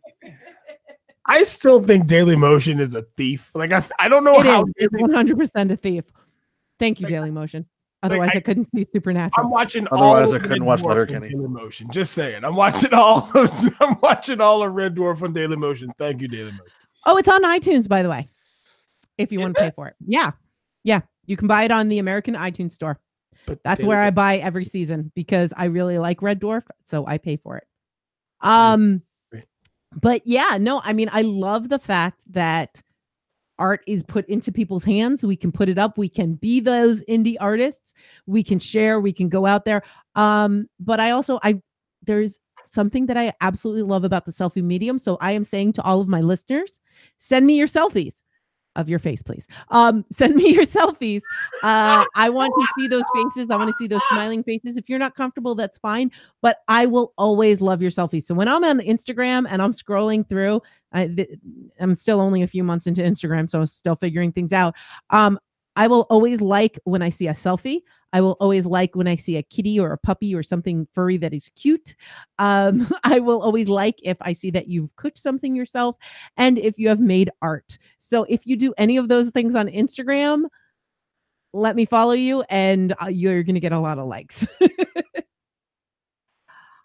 And on that note, Jax, is there anything you'd like to promote? I know you don't have anything going on yourself right now, but is there any pet project thing that you're really in love with right now that you'd like people to pay attention to?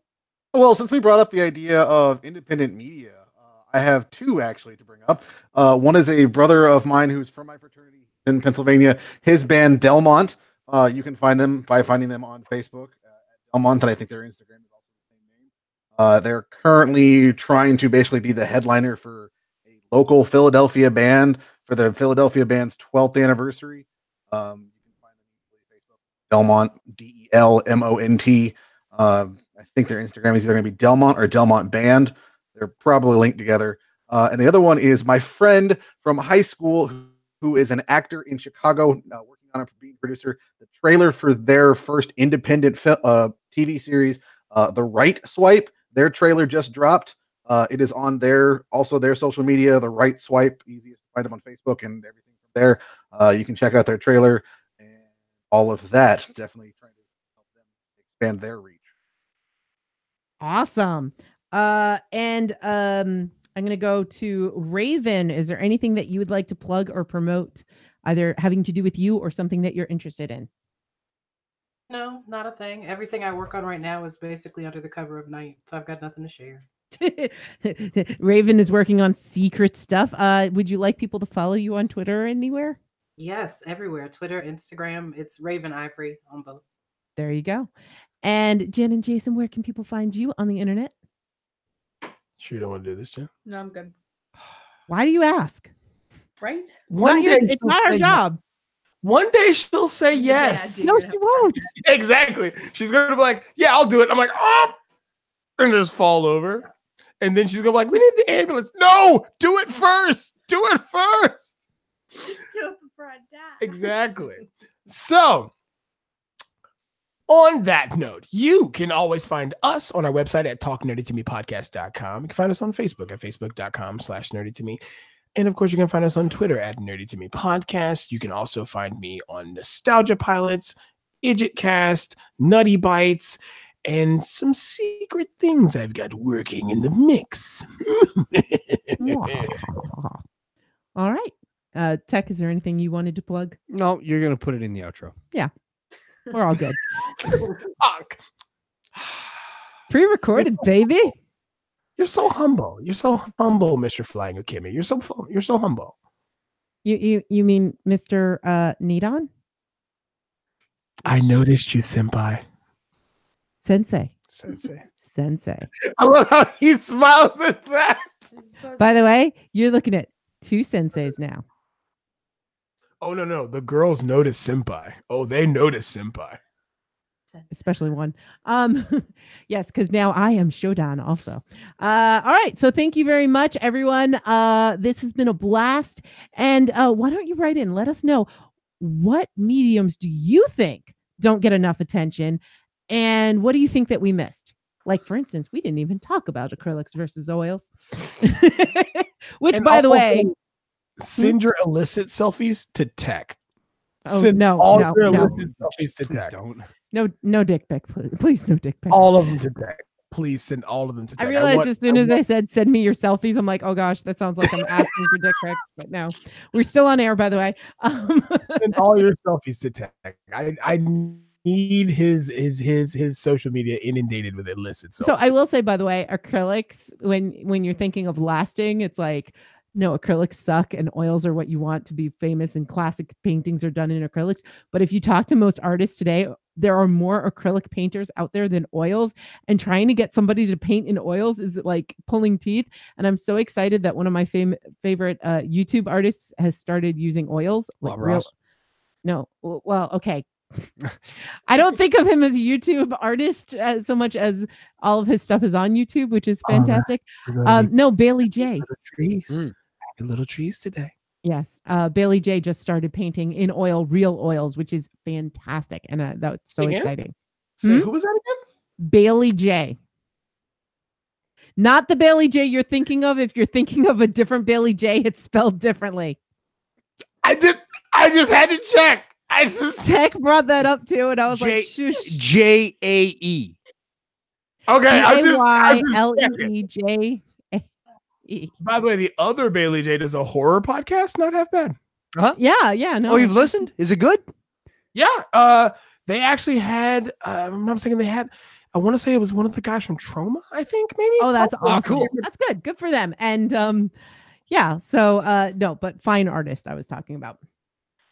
Anyway, I had other notes. I was like, oh, maybe I should talk about how nobody paints in watercolor but me these days. But yeah, no, we kind of stuck to media. All right. Yes. No, we can't. And on that note, hold on. I will not let this slide. Technically, tattoo artists are doing watercolors now. And I will also not let this slide that she is over here smiling at me and not letting it be known. Raven also paints in watercolor. She's letting it slide. She's being slick. I will also say that tattoo artists don't get enough recognition because they're seen as like not real artists. But I disagree, so I will go there also. Anyway, thank you, YouTube. I am going to turn off my recording now, and I'm going to stop broadcasting. It has been a blast. Thank you so much for joining us. All right. Tell me. Hang on.